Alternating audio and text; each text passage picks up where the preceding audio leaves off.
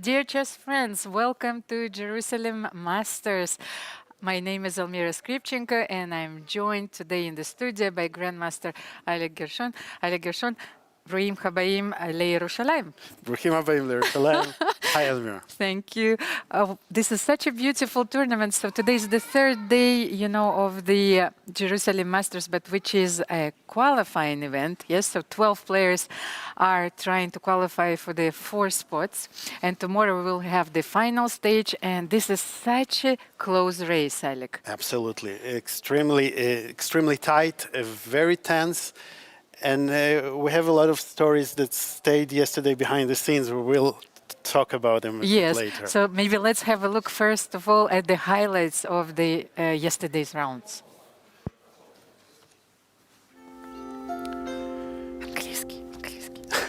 Можно французский?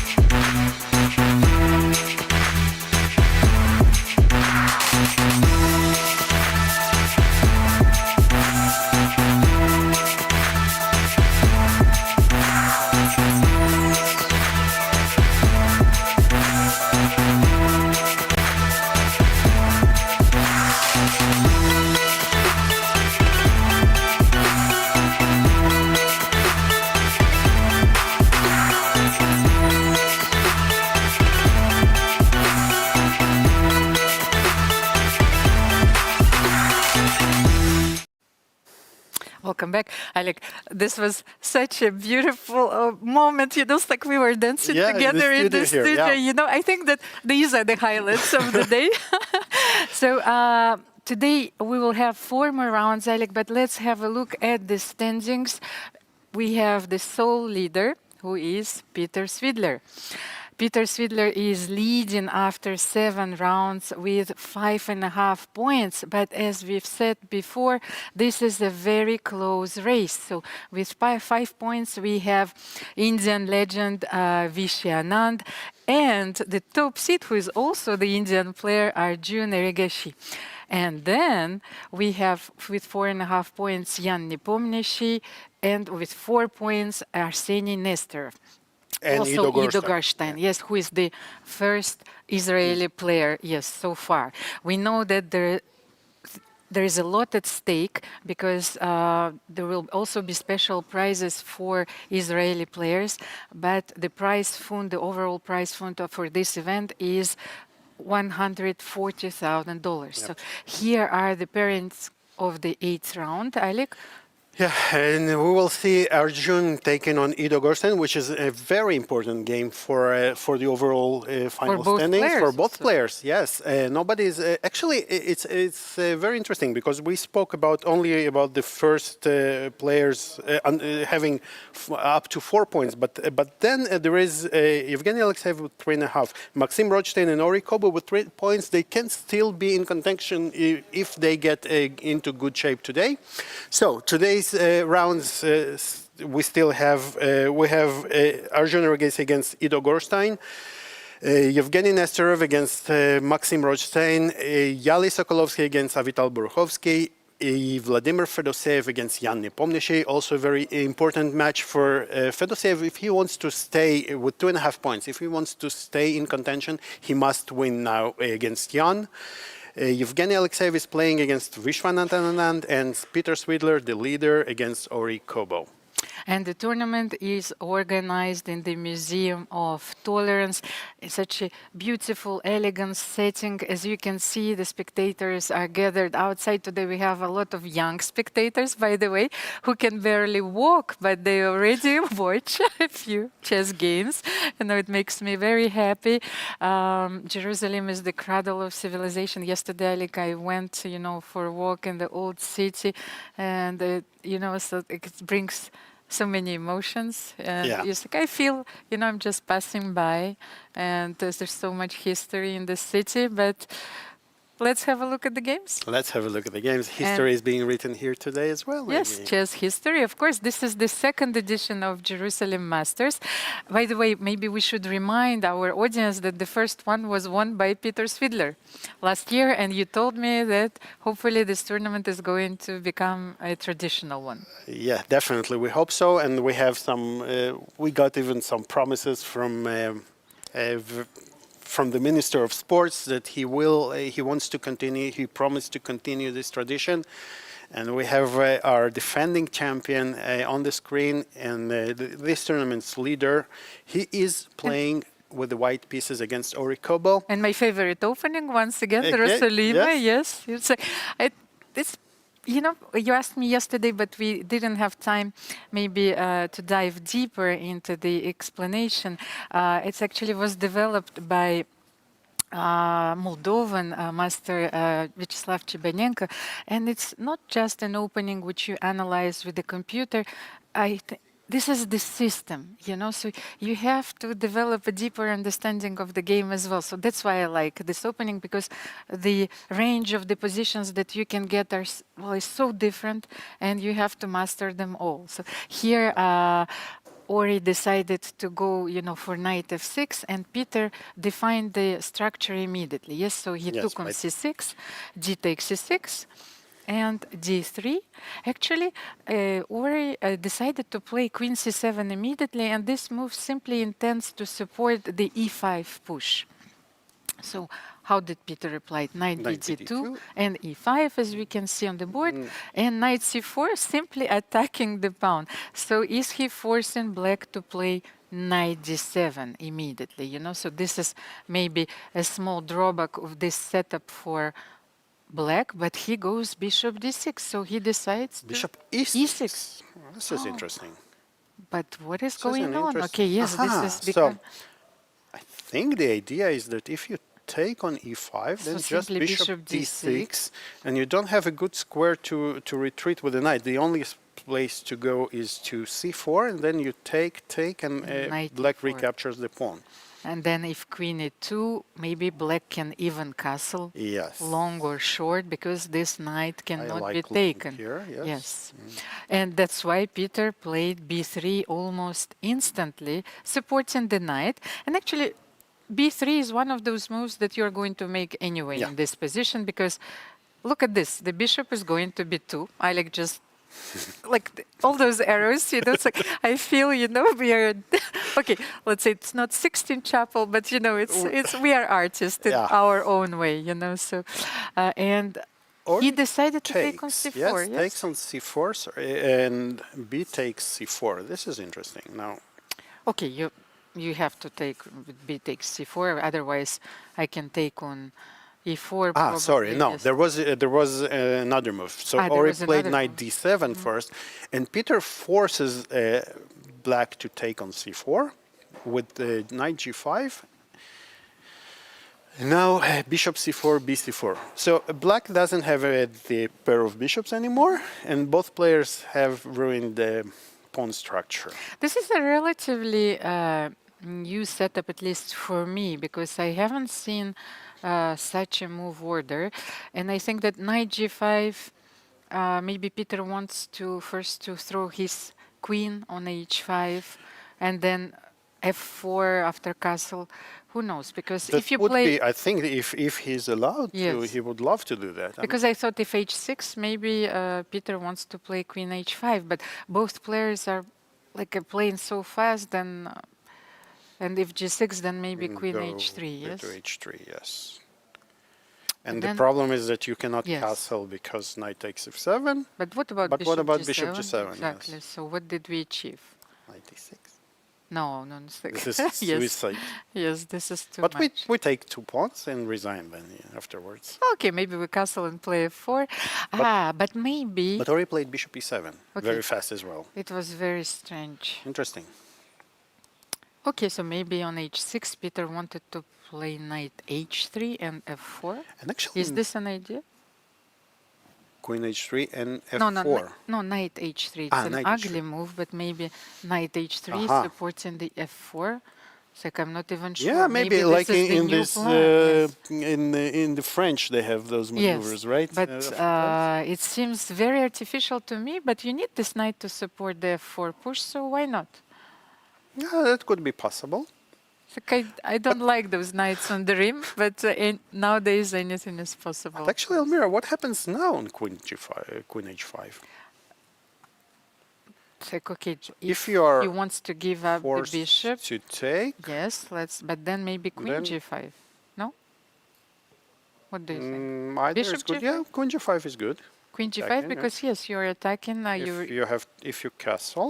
But now I like the structure because you can castle and play f4, and this bishop. And Queen h5 on the board, bishop g5. Okay, so we keep our track record from yesterday. Eh? I am ahead of Peter once again. Yes. I want the world to know. Please mark it down. Yes, please. At the end of the day, we are going, to have our points.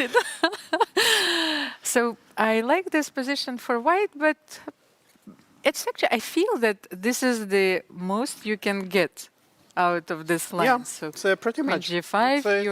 It's quite nice for white. And you have this bishop, which could also go to b2, but I think that black will play f6 anyway. So yeah, against the bishop, it will be good for black to place, and the knight will probably go to exactly. E6, that's the standard d4. And maybe we'll leave them at this and go look at... So maybe first game, which is of a crucial importance for the standings between Arjun Erigaisi and Ido Gorshtein. Ido is fighting also for the special prizes. $26,000 have been allocated by Igor Tulchinsky. Philanthropists wanted to support this event, and also Israeli players. So we will see 12,000 for the first Israeli player. It's a lot of fight. Yes, it's a very important prize. It supports their professional careers, of course. And Alik, like this is such an interesting position that we have here already. A very long theoretical line. Where white takes on c5 and goes into this... it goes into not a boom with the reverse colors. Yes. Exactly. Okay, we could show it to you later, how it goes. And this is exactly how not a boom goes. And the point here is basically, in not a boom at least, and here we will have it slightly different. Black has two very strong pawns in the center, and white is... counting on having very, very strong passers on the queen side. And with the reverse colors, yes, black has those pawns A, B, and white has the powerful center. And it's interesting to find out, Alik, what is the evaluation? I just wanted to know the computer. The computer evaluation is half a pawn up for black. So this is very surprising for me because, we are playing a line once again with the reverse colors. We are up at tempo, but since black is adapting to white's place, so black is even better. Even better, but only because of this exact queen f6. If black if black didn't have this move, then white would be better. But the idea is that black is just winning this rook. But then. The only way for white is to continue is to catch this queen on a1, followed, and we want to follow by knight d2, b3, or bishop b2. So for the moment, yes, the queen is trapped. Black takes back, and this is essentially a pawn sacrifice by Arjun. I don't think it was a blunder. It looks, I don't think so. I think he is counting on counterplay because. Well, it's Arjun. We'll let him get him the benefit of the doubt anyway. Yes, well, we cannot criticize No, them. no. Like those are such strong players, magicians. Yeah. So I'm thinking that they have a lot of tricks in their heads. But strong players, they never blunder. They forget about things, right? Yes. Oh, that was the analysis. Yes, I agree with you. But the thing is, look at this position. The knight on d7 is protecting the knight on b8. So the bishop will probably develop to d6, I actually think. Yeah, but how? So for the moment, well, let's say white is to move. Can we strike in the center immediately? Because I thought that this move has to be played, e4. Yeah, you think e4 because we are bound but e4, down. I'm a bit worried about queen g6, tying the pawn. Oh, knight c3. I have to bring this knight into play anyway. So otherwise, how can we proceed? Because I was thinking maybe just keep developing.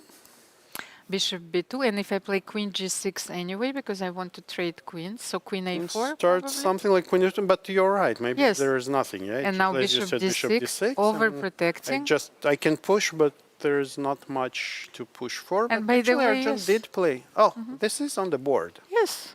Aha. And but Ido look at this. Ido is confident. playing extremely King fast. e7. Wow, it reminds me of the game between Kasparov and Karpov, when Karpov played for the first time King e7 with the king on the center, and actually with such a center, black really doesn't. The king is perfectly safe. He's not worried about anything here. So please don't forget to think out of the box, because look at Ido. He's playing extremely confidently, extremely fast. And maybe black is slightly better. b7. One square away from the promotion. And maybe it's a good time to speak about yesterday's Queen's yesterday game. We had such a dramatic rounds. Actually, a few games were lost on time, but especially Avital Boruchovsky, who lost against Arjun Erigaisi. In the time scrabble, of course, everything is possible. But this was the game where 4 queens could have made their appearance on the board, but Avital promoted the first queen and simply didn't have the time to find another queen and to put it on the board. For the viewers that are not familiar with this, so if you can see on your screens now that each player has a queen next to the clock. Especially for those occasions when you promote a queen and you need to put the queen on the last rank when you promote a pawn. So what happened yesterday, and we urge you to look at this game because it was a fantastic game. So Avital promoted the one queen, which was immediately recaptured by Arjun, and Avital had only 3 seconds on his clock at this time. And so Arjun captured the queen, and naturally, when you capture a piece, you put it next to you. So when Avital reached to promote the second queen, immediately he couldn't find a queen to promote, and this hesitation of a few seconds that cost him the game.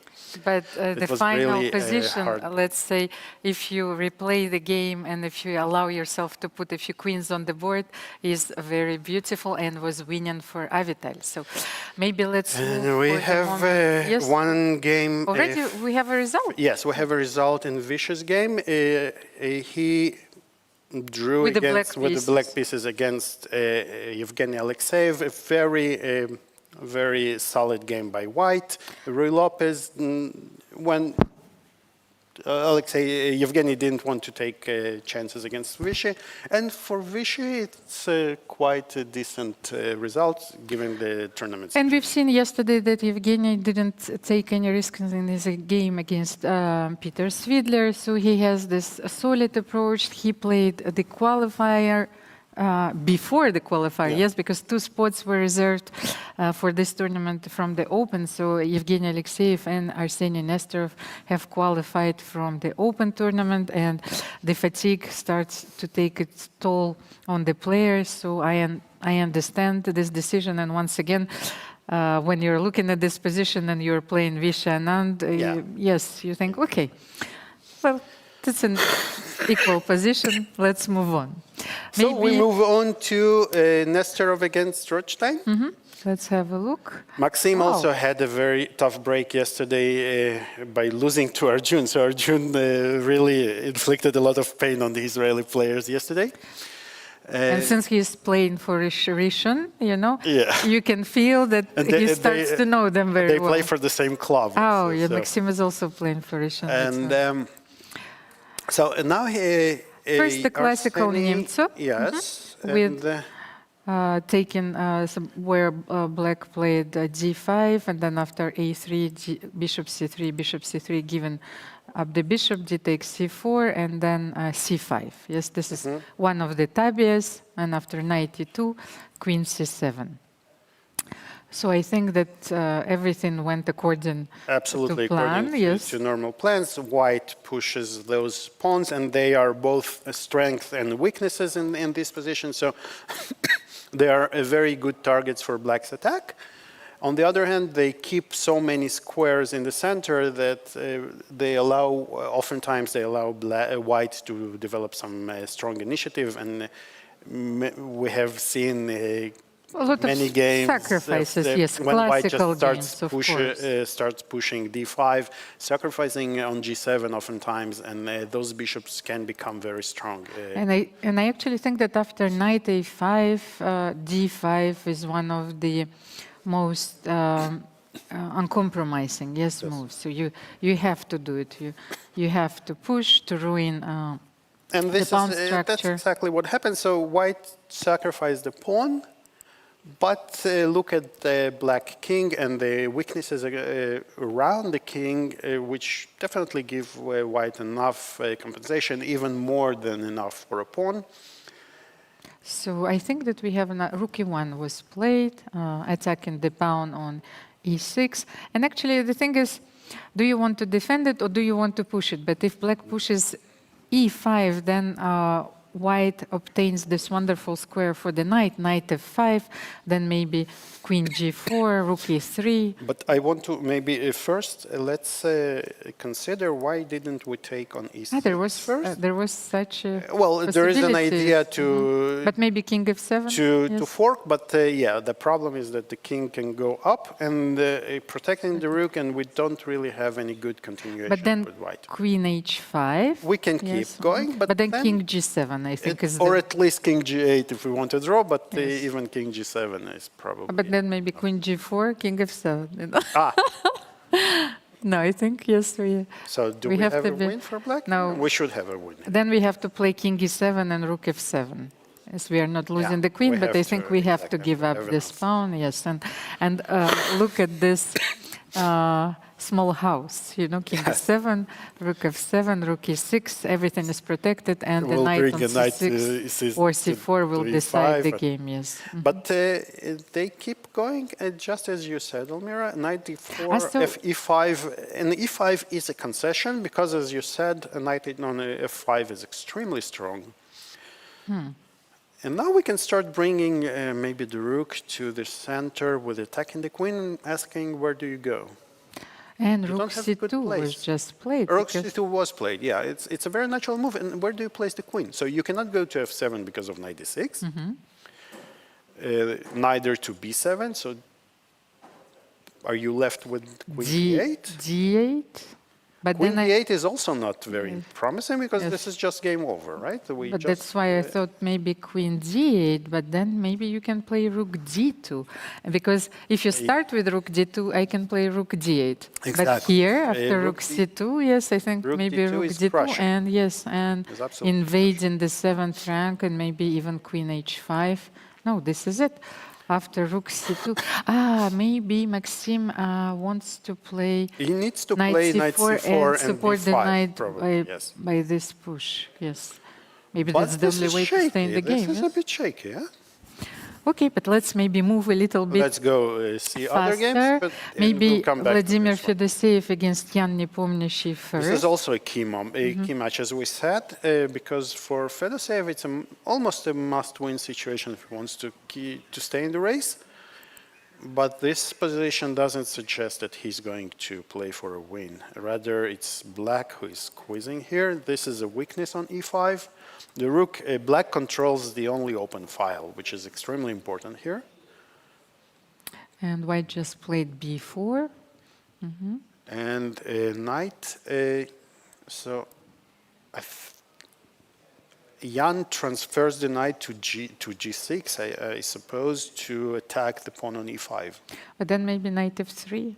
But maybe knight f3, or even somehow we can start maybe pressing on c5. No, I think that white needs to be solid, to adapt. Yes, to adapt this famous wait and see, attitude, because for the moment black is controlling the d file, but white doesn't have too many weaknesses. Yes, so just you have to protect everything. The pieces are protected, so knight f3 will protect the pawn on e5 if needed. So after knight g6, you can always play. But Vladimir took on c5. This is interesting, and Jan is thinking, and you're not mistaken, he's thinking because he does have queen takes c5. It looks like there is a fork, but there is an intermediate check on d1. But maybe then Vladimir wants to push c5. He probably wants to. Yes, so let's say if you are... but let's find a maybe queen a3. Let's attack the pawn on a2. So you but cannot, we have queen c2, attacking the rook and protecting. But you cannot maybe comfortably play c5. Let's move our rook back. Where? Rook d8. Rook d8. Why can't I? Because I wanted to play maybe rook c8. If this maybe pawn I will can then survive. push. Yes. Will it survive? So knight g6, knight says it e7. won't Yes. survive. It's But okay. queen so a4. Queen a4. If I keep pushing, And then you will play rook c3. I want to play rook c3. Yes, next move. And Jan did take on c5 with the queen. We might see something. But somehow, here, if I will manage, let's say I will transfer my knight to d5. That's the route. I want to so play you go knight here. g6. Yeah, okay. I mean, maybe not Maybe now not because immediately. you can have rook d3. So maybe Yes, so I need you to need force to time me first. Yes? queen d7, rook c3, and now now knight g6, yeah. transferring it to d5, and then I think Attacking e5 in Yes, the process. Yeah. Okay. So this is a yes, good. I think that this is a long-term plan, and if white is not careful in this position, I think that black I agree. can play for a win. But look at this. So queen c5, he didn't play knight b3 because Maybe rook e4, king h2 king h2. with the threat. And now Jan immediately went rook to d7. And maybe white can we play knight e4? Or then we just want to exchange the queens, maybe, yes? Yes, I think that queen d4 is possible as well. Like the most important, of course, is to keep this. But okay, let's say queen d4, rook d4, yes, and c5. Let's jump to Swidler. We are being told that there...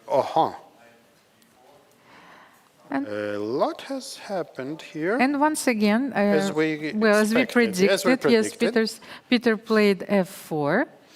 And now, this is one of the most natural moves, of course, yes. And I feel that, once again, that he got the most out of it. Maybe this bishop on e5 is very powerful, but Ido has to hang... Ori. Ori has to hang tight here. Yes, he has to try to nivellate white's initiative. It's important. So this is extremely the bishop is extremely strong here. Somehow you need to drive it away and close the door behind, right? So, well, you can, but you can also play knight d4, knight e6.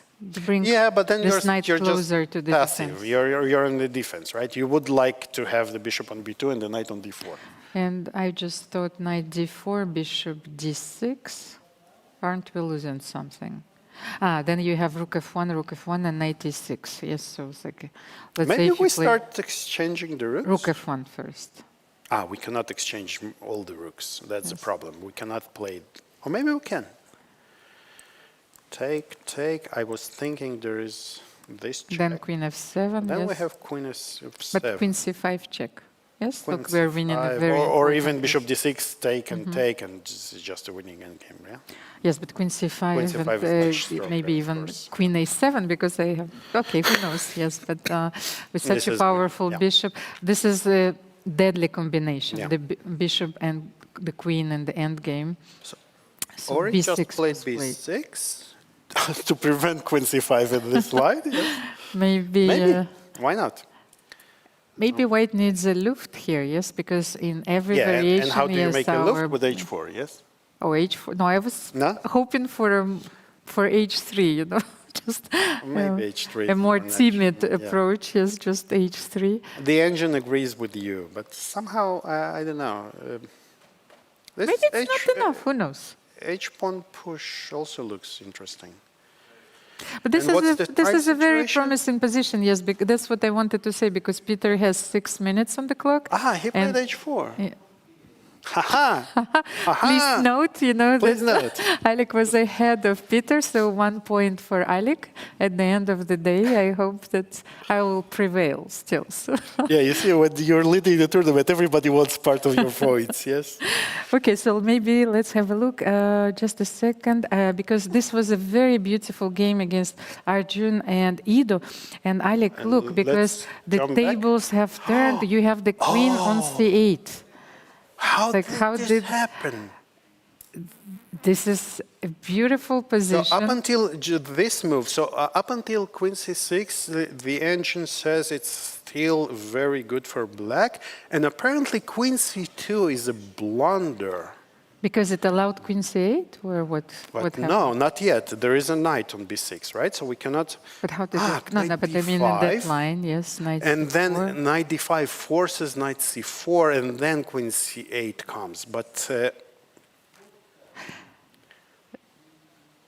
So queen interesting. c8. So knight c4, bishop c3 first, and this is actually a mistake. White should have played, but this is beyond my understanding, I have to admit. This Bishop is a3 the is engine and move, not because you cannot take because of queen d6. And, maybe you want knight d4. Yes, maybe you want to deflect at some point, and you need the spin. You have so many threats all of a sudden. And apparently after bishop c3, black there was a could possibility? have, yes, black could have kept an equality with this move, which is cryptic to me.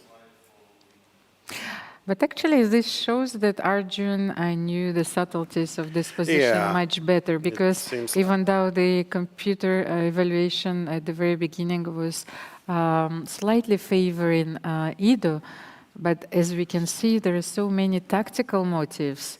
And we know that... And practically, when you play yes. practically, it doesn't really matter what the computer says. And I think nowadays this is the fashion. The stronger players, they are looking for those positions where the engine says you're worse or equal, but yes, this when is you're what familiar Magnus is with doing plans for the and last 20 ideas, years, of basically. course. And there you're simply luring your opponent, you know, and this is what we get. The queen is on And c8. queen on c8 is basically d8. game over, because now this is not even the most precise move.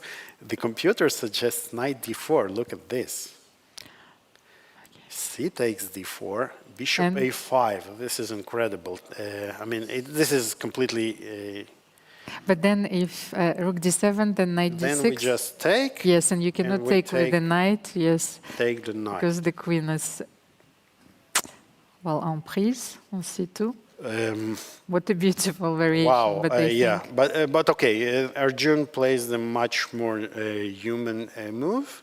queen c5. And now just queen c5. The pawn survives. We are equal material now, but very, very unequal pawns and pieces, right? What if we play and rook, bishop f6 is a threat. yes, you know, and I wanted to blunder because I wanted to play rook d7. Yes, you know, and so this it's is- still the first game of the day, you know. This is it's a deadly threat, so we cannot play rook d7. And actually, I think maybe Ido was pinning his hopes that he can, maybe on that this he move, can- that he can get back this pawn. But yes, bishop f6 is And by the way, while we speak, Yahli Sokolovsky beat Avital Boruchovsky. Let's see. Oh, that was...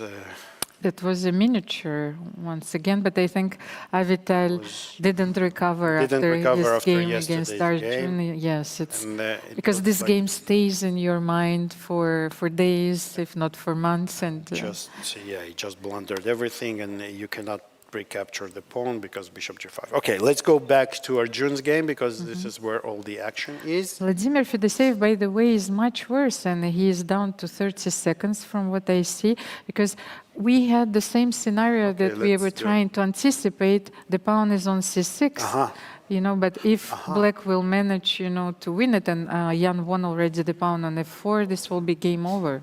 Yeah, and a6, very calm move, preventing any jumps for the knight.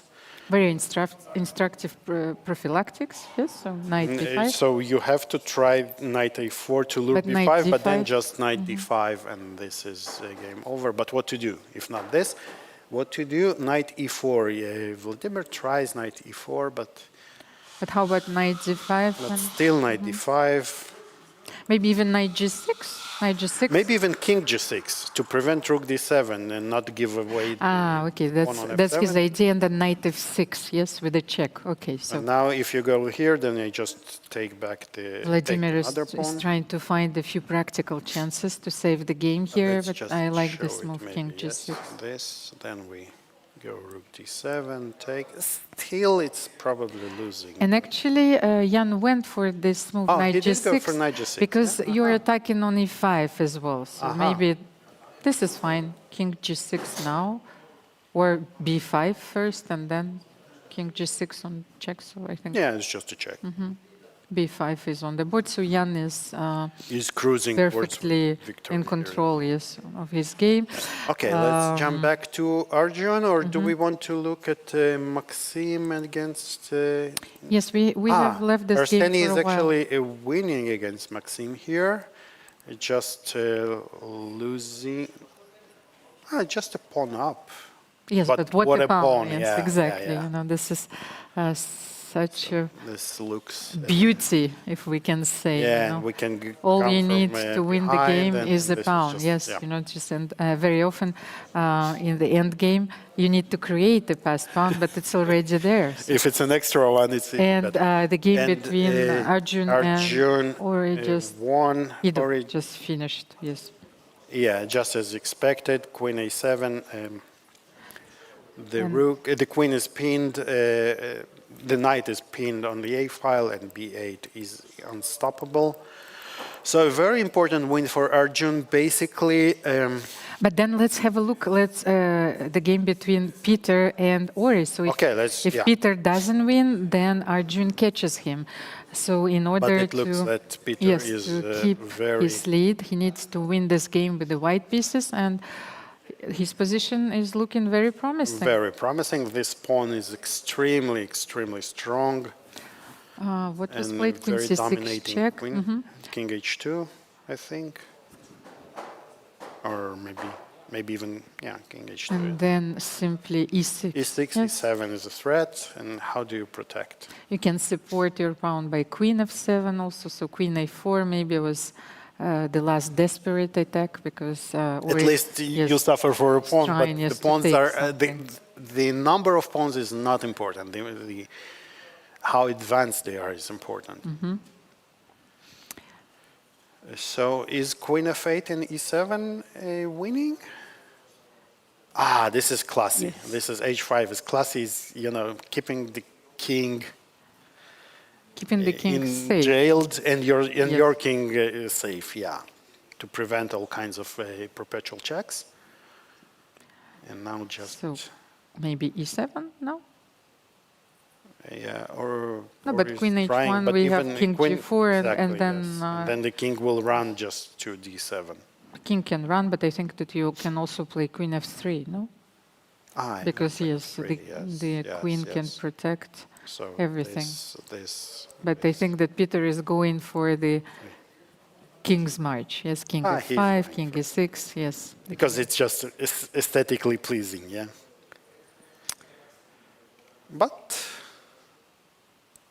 So queen f3, yes, king e6. Check here. Check here, King maybe e5, king e5, yes. Queen c7. But this is a little bit maybe unnecessary, yes. This part. Still winning, of course, because we have queen e6 here. And of course, it reminds us of the match in the game between Nigel Short and Jan Timman, but that was the position full of pieces where the king marched to g5 from Actually, g1. it also reminds me of Caruana against Carlsen with reverse colors, where Carlsen had the pawn on e2, and but then the computer was saying that it's 0-0, and but practically it was impossible to defend. I think we will stay on this game, because there are only another game which is still in progress, and that's Vladimir against Jan, and Arseniy won. And Peter won. So let's go to Jan against Vladimir, and it's look at what happened here. So somehow black. Is it black magic? What happened? Black blundered, apparently, he blundered g4, h4 and g4. You see, I told you, you need to keep the pawn on f7. And look at Jan, he's shaking his head, he can't believe that this happened. Himself. And with Jan, you can always see when he's unhappy. But those are study-like ideas, and once again, you have to be resourceful to find them and to fight till the very end. But and Jan has a few pounds, to Vladimir, of course, for the resourcefulness, but not easy. He's not off the hook yet. So now he can take on e6, and the g3 is not possible here. And you cannot really support it with the king. And you cannot play b4 because then knight c5 is coming. Yes. So what happens? Do we play knight d4? Is this? Is this a draw? Yeah, it should be a draw. You just start checking. Well, Jan is clearly very disappointed. Let's go to the live board. Jan is... What did Jan play? He played rook c4. I think it was important to deny White the possibility of playing knight c5. But then you still have knight c7 attacking the pawn on a6, and the rook is overloaded. It needs to protect the pawn on g4. So you need also to protect the pawn on a6. So there is not much that you can do. Maybe bring the king closer, king f3, but Jan decides to play b4. Psychologically, you are playing against an opponent who has a knight. And the knight is a very tricky piece when you have less than 20 seconds. But Jan actually has 2 minutes. So. Yes, but now maybe king f3. Yes, maybe he needs to... Oh, king d2. Okay, so he's going closer the to other his way, two passers. Yes, so probably he wants to give the g-pawn, just sacrifice it, and to be able to create but one last White chance. is not off the hook yet, yeah? Just not to blunder. What if b3? Knight b6. Oh, okay, I blundered. It's not. It's actually still a draw. You mean king c3 and knight still c4. a draw, but it's not a move you make with black, I think. But what an interesting endgame. Okay, maybe we cannot start with king c2 either because there is knight e3. Yeah. Okay, so king c1.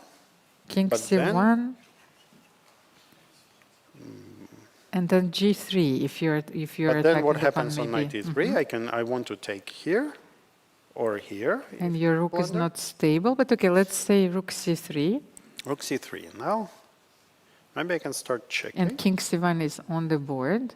Maybe I can give you a few checks and ask you where you go. Knight e3 is also on the board. Rook c5. Jan checked first. So king d4. Closing the d file. Maybe rook can go now to g5, but this is no. Now the king is much closer, of course. So maybe he needs to stay on this c line. Maybe rook c8. Okay. Rook c8. And rook f7. Rook f7 going from behind. b3. So rook f1 probably. He wants to play rook f1, king b2, and maybe have a Knight chance. c4. Yes, to take the pawn. And this is all of a sudden, there are mating nets around. King c3. And how do you feel now? g3, maybe. I don't know. You need to make a move. g3 is on the board. And you're actually taking the f2 square, and this just is in extremely case, important. away from the white's rook. So, but we have maybe rook f1 check and rook g1. Oh, he gave check on e3. No, but at rook g1, maybe you were losing rook d8 and losing the knight. Who knows? And actually, black is now winning. According to the computer, black is now winning. So maybe now I can also check you. Yes, rook d8. This is the move. Rook d8 is important check. Because of king c3. So you're asking the king, where do you want to go all the time? Yes, no. I have the time maybe to play g2, and I'm threatening rook d1. Yeah, I think the problem is that if I go here, then rook d1. Rook d1 doesn't work yet. Wow, what a game. Rook d8 is on the board, and then king e4, rook e8, king f4. And what if we can we play g2 here? Yeah, and we should. So g2. G2, and what do you do? And the problem is if rook b2, king f1. King f1 and rook e1, yes? Yes, rook e1, but you have knight e3, by the way. But just a second. I completely confused myself. No. You have to be... Maybe you can play king d3. Okay, this is too much. This is beyond our understanding. So let's just see. Jan played knight e5. No, Vladimir. Vladimir played knight e5. But can he play rook g8 here, by the way? Or maybe even rook f8, rook f1. But why not rook g... yes, rook f1. I wanted to play rook g8 and g1. Yes, Alik. Look what he did. King f2, it's actually a mistake.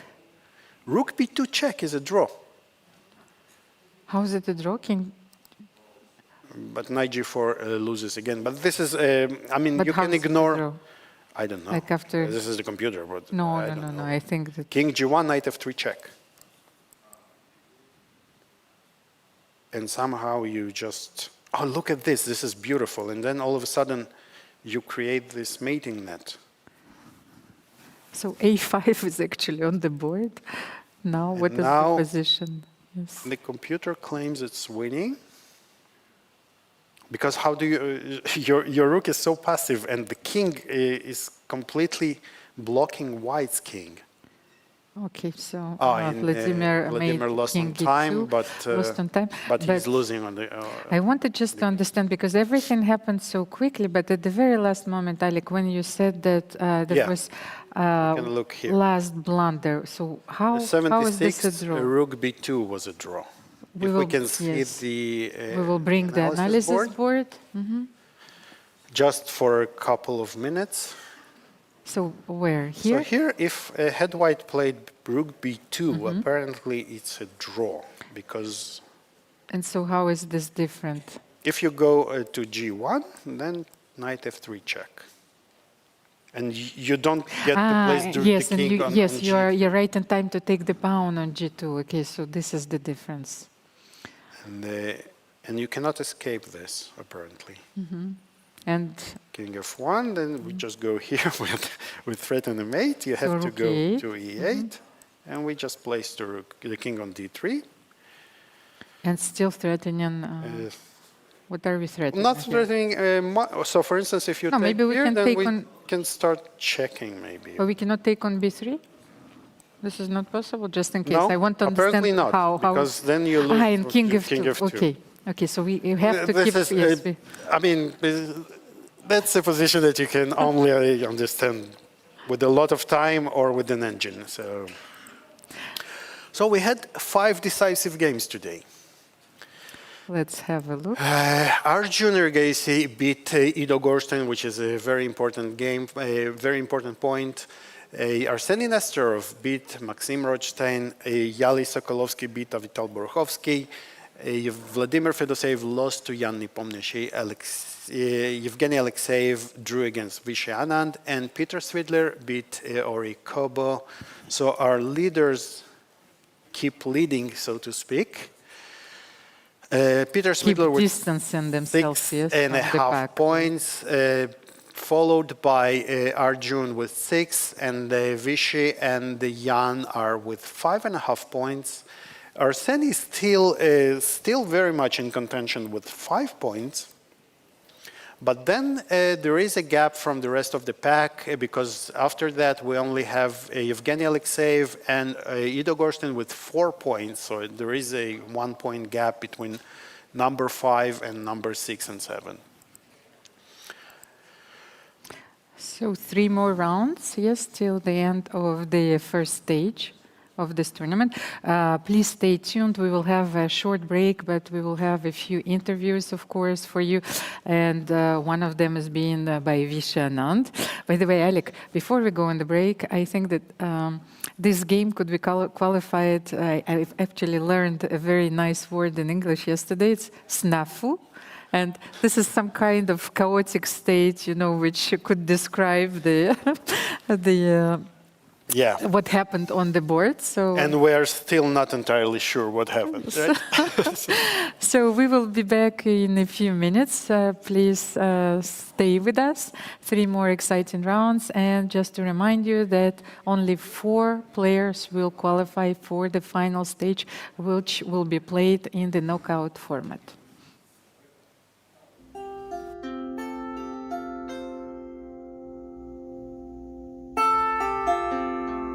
Visiting in Jerusalem, this is not your first time, but playing in such a venue, we wanted to know what you think about playing in Jerusalem in general and also playing in this venue as well.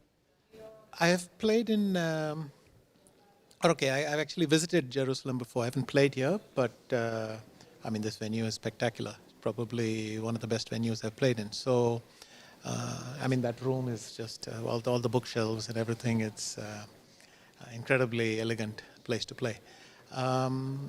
And yeah, I like this is my 6th visit, I think, to Israel. So, I mean, spread over many years, but still happy to be back.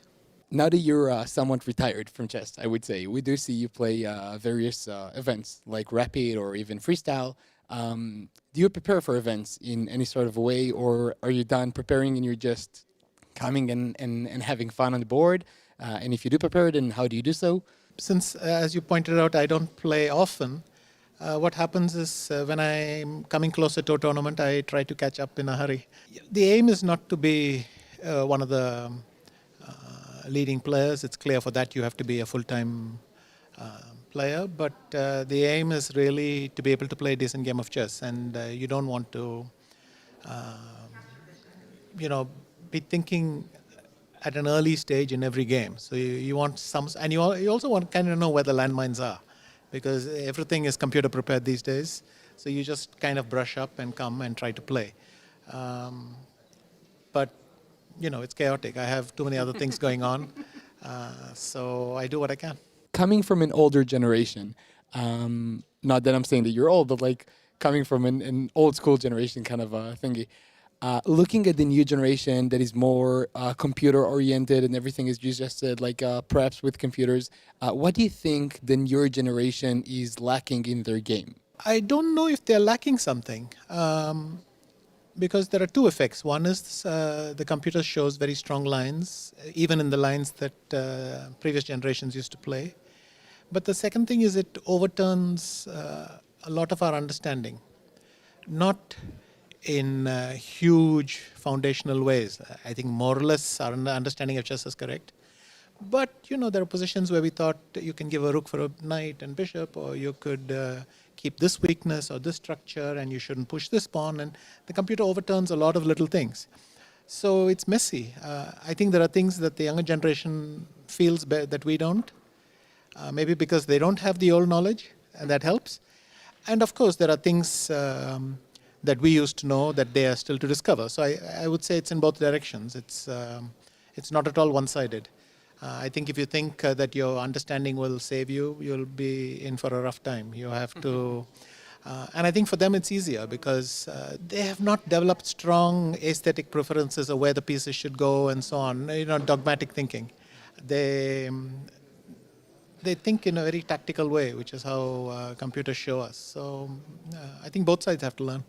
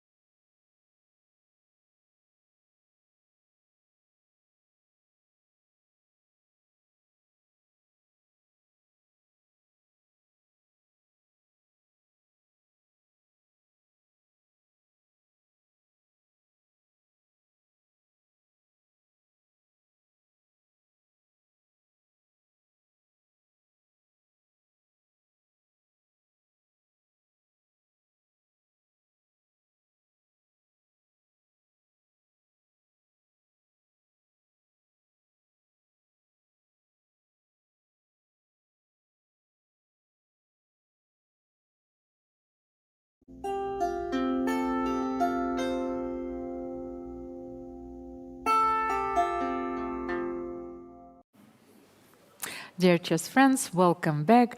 Jerusalem Masters is reaching its most important moments. 3 rounds till the end of the qualifying stage. 12 players are fighting. Yes, Alex? So who is our favorite for the moment? Well, we have to qualify. We have obviously we have 4 players. The leading 4 players. We already spoke about them. Let's look at them again. So we have Peter Swidler and Peter Swidler with 6.5, Arjun Erigaisi with 6, Vishy Anand and Nepomniachtchi with 5.5 each. And Evgeny Nesterov is on 5 points. He's on 5th place, but still really breathing on the neck of the leading 4. And look at the bearings of the next round. Yes.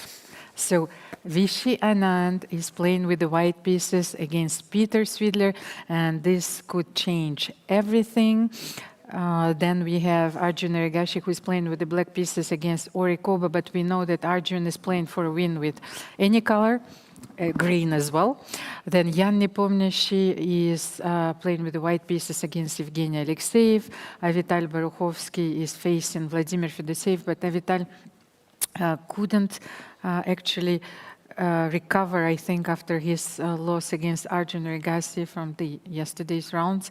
Then we have Maxim Rodshtein playing against his fellow compatriot Yahli Sokolovsky, and Ido Gorshtein taking on Arseniy Nesterov. Arseniy also qualified for this event through the Open tournament, as did Evgeny Alekseev. So, as you've said, anything is still possible. The players are getting ready. I walked a little bit outside our broadcast studio, and I've seen that there are so many lovers of the game waiting for the players to make pictures with them, even though that the breaks are really very short, but the players are being very kind. And this will be the moment, of course, which our audience will keep, yes, for the rest of their lives, even though that this is the second tournament and promises to be a traditional one. So this is the one thing we can only hope for, of course, Alex. So more keeping our battles. fingers crossed, of course. Yes. So Vishy Anand against Peter Swidler is going to be our key matchup for this round. We will, I think, stay on this game. We will definitely watch this game. Although both players are pretty comfortably in the contention for. I mean, they are right now. They're qualifying to the top 4 pretty comfortably. So maybe they will not burn the bridges too much. And we have our game of. Sorry, let's see. Jan Nepomniachtchi against Evgeny Alekseev. Jan is actually Jan cannot relax now because he has only 5.5 points, and Arseniy is really behind, just half a point behind. Jan is 4.5, no? 5.5. Yes, he just won. Yes, he just won. I apologize. Yes, it's very important. It was an important win for him, and he needs to use his white color here against Alekseev to clinch the spot, basically, or at least to be very well positioned before the final round. So we have 3 more rounds, right? Yeah. Yes. So actually, I wanted to say that we could have said at the beginning, yes, ratings, titles. Well, it's overrated. But look at this. Actually, the top players, the world-class players, Peter Swidler, Arjun Erigaisi, Nepomniachtchi, and Vishy Anand, well, they are occupying the top spots, in this event. So at the end. And my dad told me yesterday that the Israeli players are playing extremely well, and they're fighting as equals with the world's best, and which is true. But I told him that. But look at the table, right? Eventually, the first 5 spots are the world's top players. And actually, if I can agree with your father, because I think that they're absolutely capable of beating the best players in the world. What is needed to reach another level is a certain form of stability. Yeah, the consistency. Yes, consistency, yes, in their results. Because, if you're talented and you work hard, you can beat on a given day, you can beat anybody, right? But to do that day in and day out is and not to crumble under pressure, to be able to come back after a very painful loss. Those are the qualities I think that a professional chess player should work on. Absolutely. And so what about our game? Okay. Vishy and we have some technical issues with this game. We're not getting the feed for this game. We can see it on our screen. Unfortunately, we still don't have the board for analysis. But it's Ruy Lopez. Yeah, it's a Ruy Lopez. Both players are extremely well prepared here. They have played so many games. I'm glad that you can see something because, I have the camera. Oh, you have the camera right across this, yeah.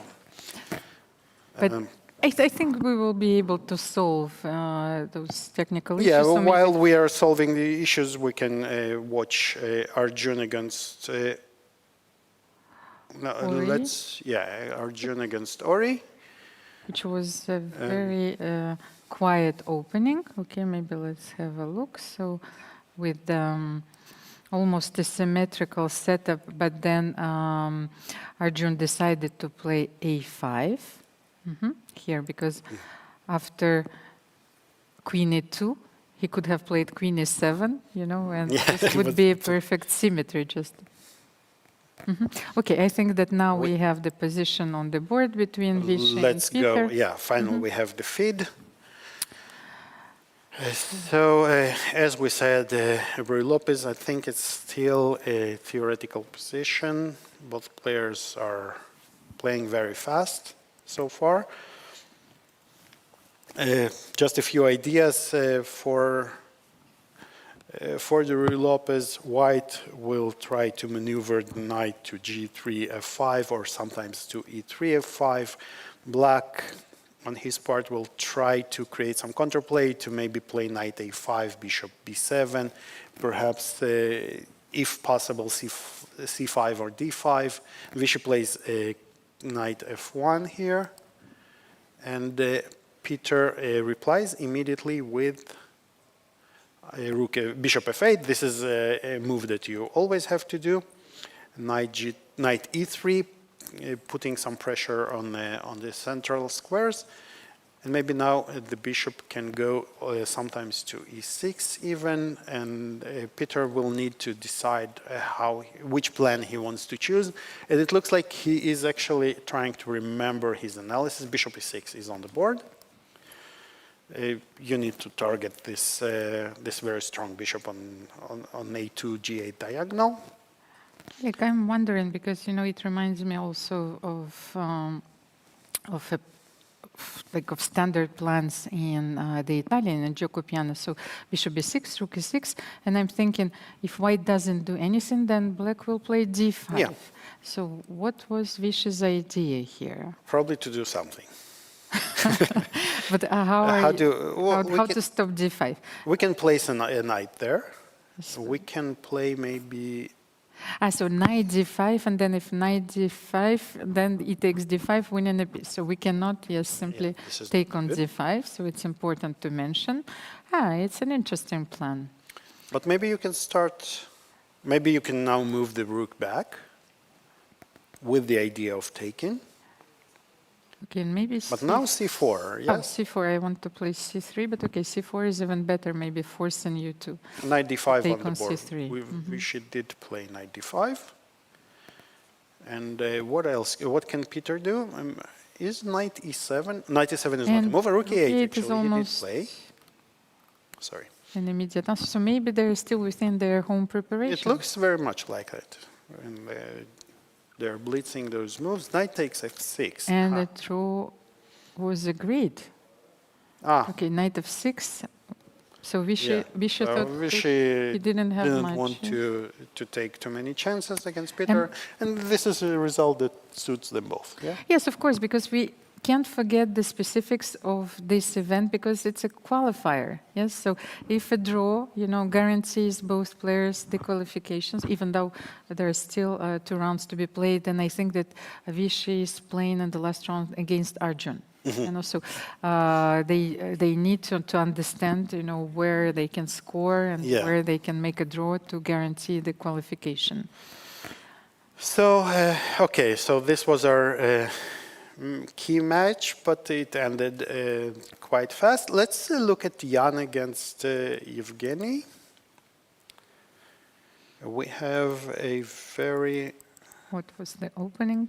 Yeah, also Ruy Lopez. We have many Ruy Lopez's here. Anti-Berlin. Also one of the theoretical duels here. And Jan, look at this. Jan is still in his book.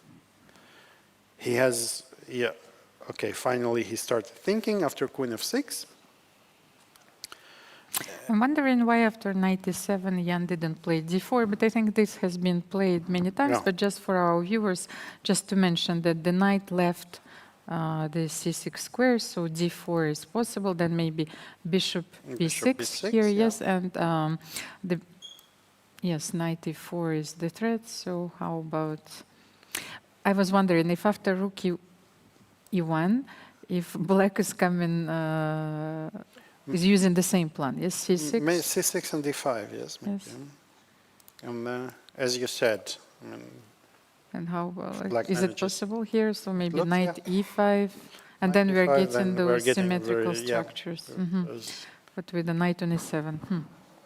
Yes, but then bishop b5, of course, yes. Okay, then it's fine.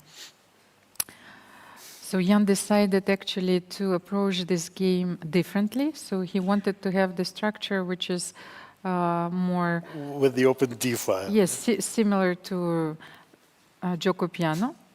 But now the bishop is already on f1.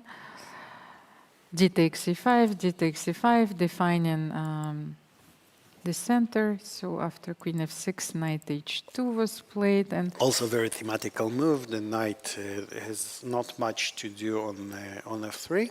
But to be honest, I feel that black is perfectly fine. Black is fine here, yeah, black is fine. And how about knight f4?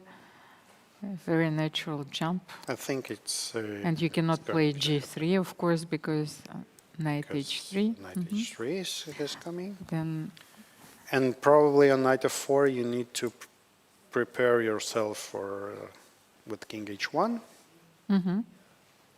But then queen g6, we keep the pressure. Looks like black is fine, yeah? Sometimes his queen g6 allows bishop f4 takes f4, but here it will not work because like you simply prolong the diagonal, and I thought that you can take and play e5, knight f3, and then cement this, yes. But this is, first of all, yes, the queen on c2 is awkwardly placed, so you cannot establish this grip. I wanted to have the d6 square, yes, then rook d1 and e5 and knight g6. Knight g5 is also coming, by the way. Knight g5 is coming, yeah. Okay, maybe let's show, yes, because what I wanted, it's one of the ideas, because when you take on f4... let's say how we can show, let's... Maybe here. Just pretend maybe not king h1, but here, let's say, yes, this. So the idea is just to show, so we want to play e5, then rook d1, knight d6, knight f3, and everything, is and this one coming into very play. Strong and controlling all the white suddenly controls all the pieces. But with the queen on g6, it actually doesn't work. Tricky. It's tricky, yes. So with the queen on g6, we have this very important pin. And what also do you play? The queen is coming to h5, knight g5, so like things are getting gloomier, yes, for white, because black's play is... Maybe we can play knight f3 back. Oh, knight f3. So. With an idea to take on e5. Knight e5, and then knight e5 and bishop b4. Yeah, so for instance, if you go here, then I take, and I just win a pawn. Okay, so which maybe... is good for me. And I didn't have the intermediate, something on h3, no? Like, let's say maybe... Knight f3. So what happened? Can I start with knight g5 here? Alik? Sorry. And here You want to no. start with knight g5, and Knight maybe g5. this is what... Actually, Evgeny went for bishop e6. Bishop e6 is a nice move because when you will play queen g6, you will always threaten bishop c4 and queen g2, of course, or maybe even knight g2 first, deflecting the king or the bishop, and then bishop c4. So bishop e6 is a fine move. I like it. And Jan blitzed out rook d1. How do we keep... But actually now, after bishop e6, I think that maybe my idea is working. If you play queen g6 here, now I can take. Yes, maybe bishop b4, and maybe play knight d6 here. But I still cannot support it by e5. Yeah, but this is a different story already. Can I take on b7? Because you just take on b7. And if I have to go here, I don't like it. And if I have to take on d6, and I was also almost like blundering because there is bishop d6, rook d6, bishop b3. But I was lucky to have something like queen d2 here. Yes, I was like, and I'm not losing. And actually, and now Evgeny did play queen g6. So let's see. At the same time, Alik, Jan used all his useful moves. Yes? So his pieces are optimally placed. Maybe the knight on h2 needs to be improved. So now this is the moment where you improved your pieces, then what do you do next? So maybe your move, knight f3, but I feel now bishop c4 is simply winning. Yeah, so, yes, so maybe your move, bishop f4 now. Yes. Or f3, but you don't want to make such moves. Yes, so f3, because now bishop c4 and the queen on c2 is protecting, yes, from the mate on g2, but f3 weakens, softens the g3 square. Yes. So maybe there are some ideas like bringing this knight to all the way to g3. Sorry, no, this was a misclick. Or even knight h5 immediately. Anyway, let's maybe jump to some other games. Yes, we haven't seen Boruchovsky, Fedoseev. Maybe Ido Gorshtein against Arseniy Nesterov, which is also very important for the standings, just in case, because I've seen that 15 moves have been played, and Ido is very well prepared, but sometimes we've seen in the previous game, trust the computer too much. Yes, so you have to outfox your opponent at some point. So and look at the time difference. So Ido really has a 5-minute advantage here. And look at the move by Arseniy, just yes, but now long castle was played. Taking on c5 and immediately met by a long castle. So the queen is attacked by the bishop, and also bishop h7 is a threat.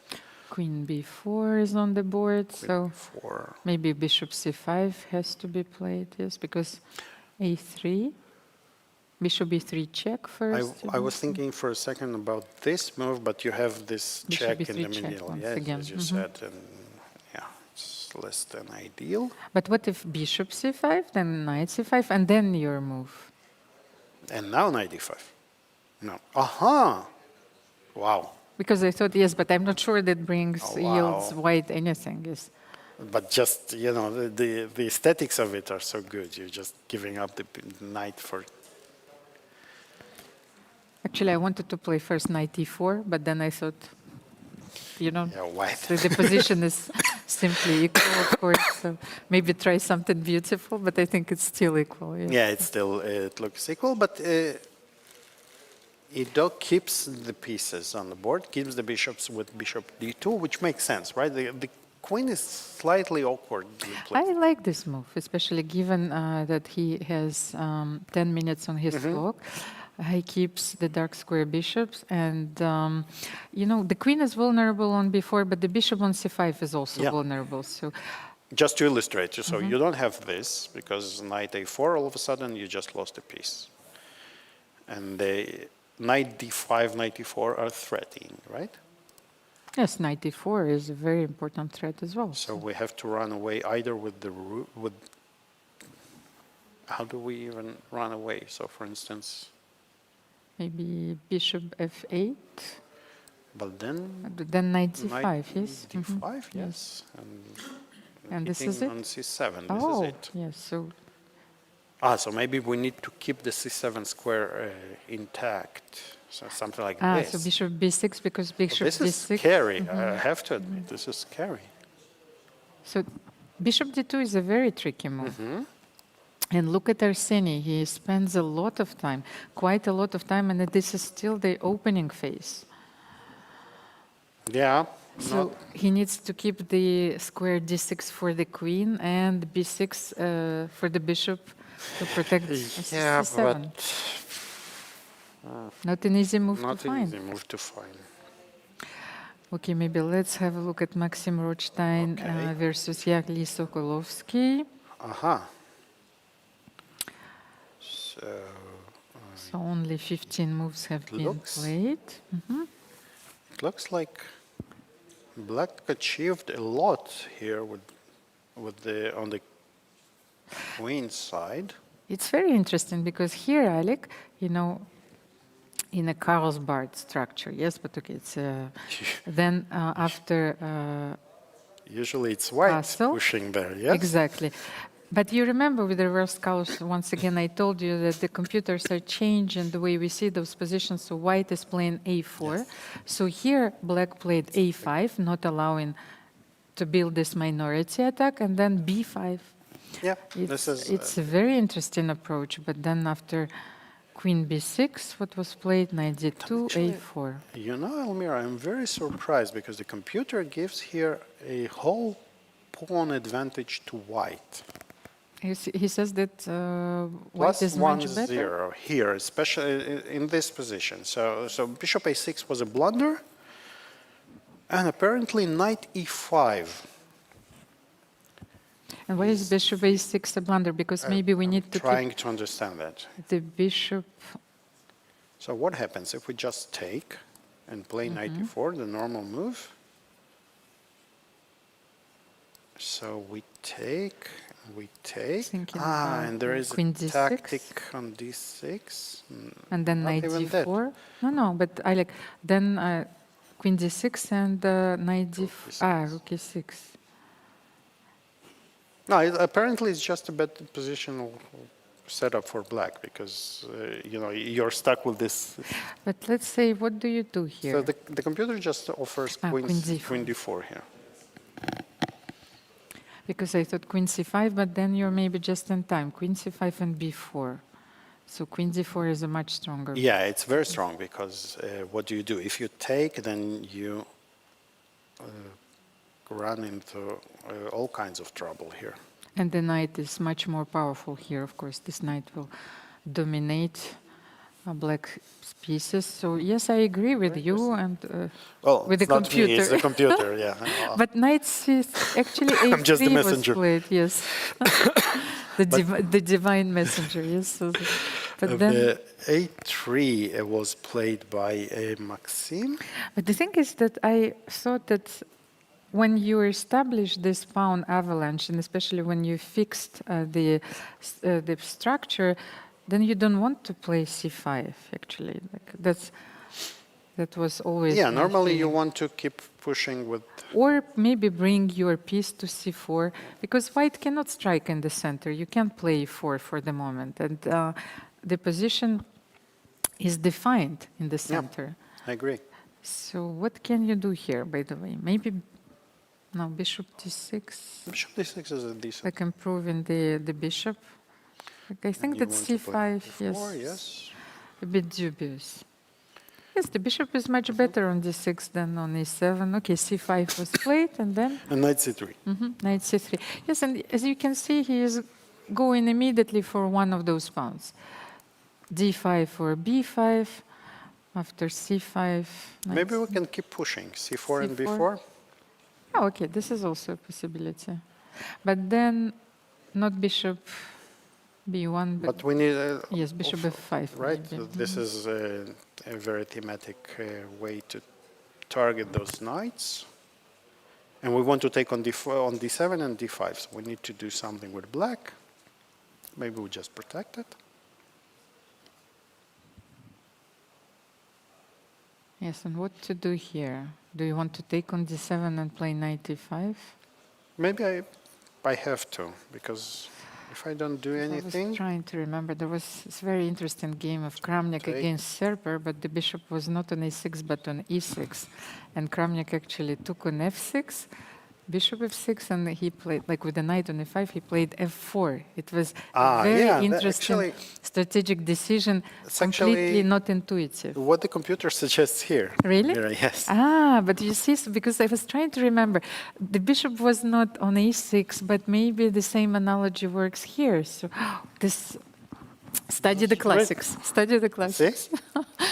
And because it's not intuitive at all to take on f6, so I was thinking if you take on d7, then, so maybe this is the way to go. It allows you to enter this variation. But we advanced a bit too far. Okay, let's look at Avital against... maybe Ori against Arjun for the moment? No, let's jump to Avital against Fedoseev. There is a lot going on here. Apparently, white is winning here. It's just... Knight f5, bishop b6, and is piece up. It's just a piece up, yeah. Knight d4. Looks winning enough. No, Alik, I think that we have to jump to the game between Ori and Arjun. Ori and Arjun. Look at the position. It's very unbalanced. Yes. So Arjun was true to his style. He sacrificed. Oh. Yes. So let's have a look. Takes f3 and bishop f3. So Arjun has 2 pawns for a piece. And rook f1 was Rook just is threatened. And this is apparently almost game over. Queen g5, check, yes. Where do you go? Small. So if queen g2, it's important, that the queen is protected. Yes, so queen g2 is maybe not the way to go. But what should you do after open up queen some g5? lines, maybe? Alik, you want to play queen h4. Maybe. Do I? I didn't know. No, but I mean, the bishop is not protected. So you want to play queen h4 and then on king g1, rook f6. Yes? This is what you want. Okay, then we need to make this work.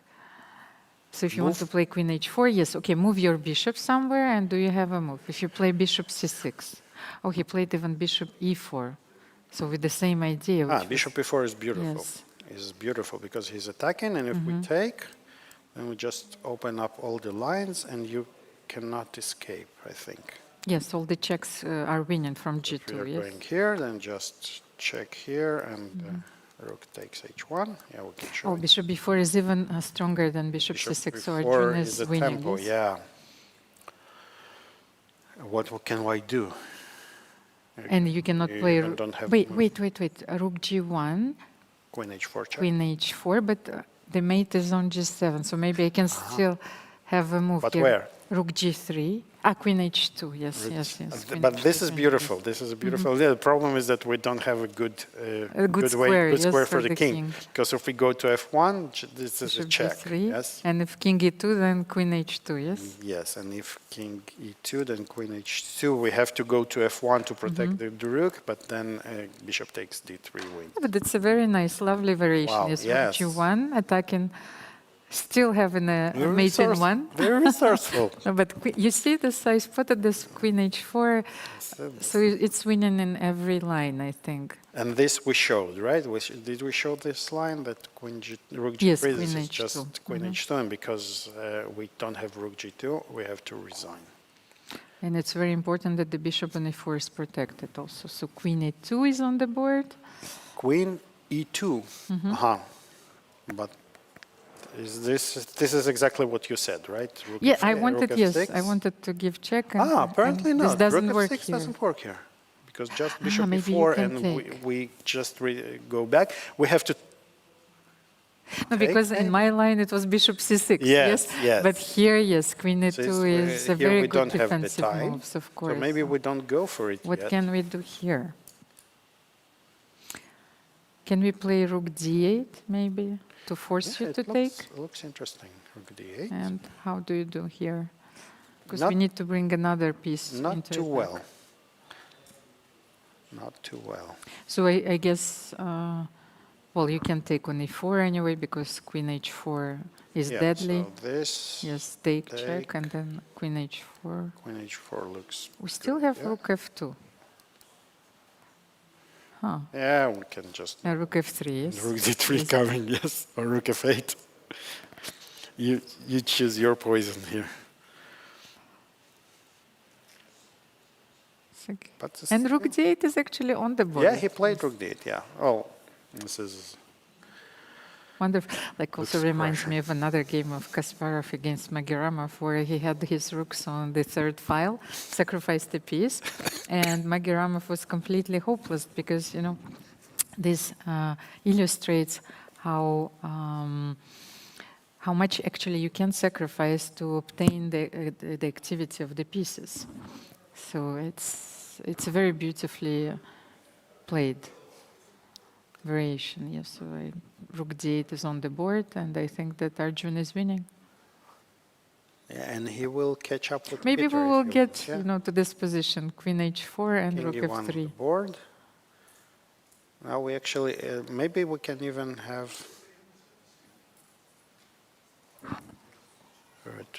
Can we take on f1? Actually, he goes for it. Oh, he goes yes. for f1, and because you must take with the king. Queen f1 loses to queen e3. And if we take, then Maybe we he come wants to from play rook f8. d3. No. Oh, he's winning the Now- queen. Yes, rook f2. with And rook f2. queen h4 check, yes. And if you go king d1, then still a rook f2, yes? And is this? Oh, this is, it's on the board. So well played with the black pieces once again. So Yeah, and Arjun is here you simply just need to- unstoppable. Yeah. yeah, unbelievable. Very strong. So yeah, so Ori has to give up the queen, but this is not even technically challenging here. So By the way, Alik, I think that Jan is simply worse against Evgeny. let's go to the, or should we stay? Do we expect resignation soon, or? Probably. Yes, wait. Just wait for a Yeah. few seconds, and here it is. Ori resigns. Very, very well played by Arjun. So, and we can go to Jan's game against Evgeny. So, what So Jan happened just here? played rook d3, I think, hoping to swap the rooks and maybe to play f4, by the way. And this is actually a very instructive moment because in order to keep the control of the dark squares, you can take, and play g5. You know, these are the examples that yes. we've studied when we were kids. Very yes? important. This is great point. And you are not allowing white to play f4, and then maybe you can establish your beautiful knight on e5, and maybe on f4. I think that But Evgeny chose not to exchange those rooks. what did he play? Played rook e8. Svidler. Thank you. Is there an expression in Hebrew? Levriut. Levit. So rook e8 attacking the Knight pawn. d2. Yeah, the point was that you are attacking both e4 and c4, but But the knight d2, is so you it can, needs to be replaced anyway, you know, and it was well, it's No, but- probably the worst piece on b3. but look at this. So he played bishop a6, provoking c4, which is very clever. And now going back to attack this one. So basically, black forced all white pawns to be on the light squares, which is But the problem is that the rook is still on d3. yeah. And It's controlling. Yes, it's controlling the d file, so we will need to bring the king, maybe king f8, king e7. It's then- already there. It's already there. Okay, so.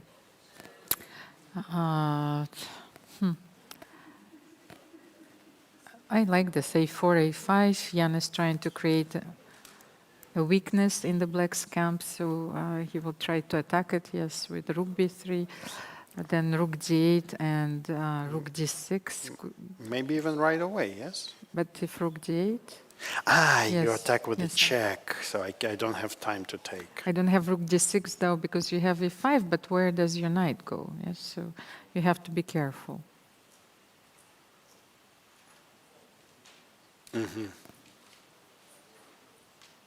But maybe the worst is behind Jan. He will still defend like a slightly worse endgame, but... maybe, to prevent g5, maybe some h4. Let me have a look. Avital won against Vladimir Fedoseev. Okay, yes. Then... how about Maxim against Yahli? Yahli. Let's have a look. What a mess once again. Look at this. All the pieces on the first rank. And he finally played b4 because he otherwise the position is being very static, and white is increasing the pressure, yes, on the black's king. So he needed to do something. He needs to do something fast, right? Because we are about to sacrifice a piece and go all in there. a3. And it often happens here, right? So who is first?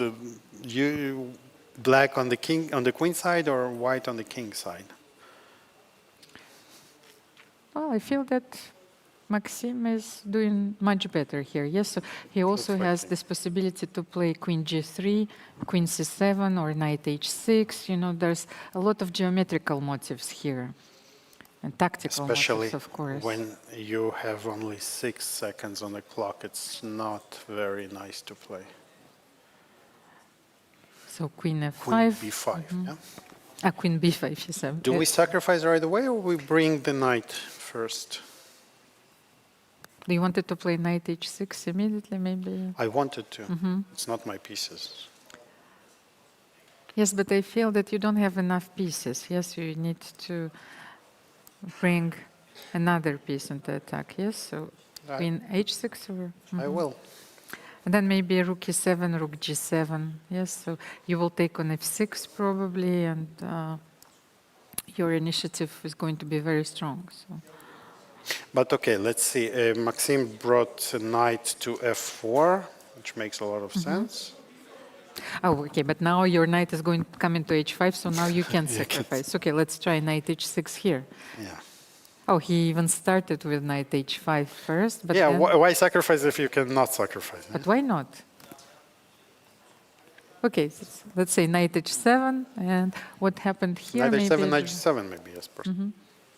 Oh, even not. He's not going to sacrifice, and Alekseev... Yes, I think the game was drawn. Jan won. No. No? It's drawn. Okay. So we have a few games which are still in progress. Ido against Arseniy and Maxim against Yahli. But maybe let's stay in this game because the position asks for a sacrifice, and knight f6 is on the board. Knight takes h7, and f6 is coming. Yeah, queen g6 and f6. So you take this, and this is crushing. Yahli does not even take on h7. He plays queen e8, but after f6, this is painful to watch. Yeah, and resignation by Yahli really.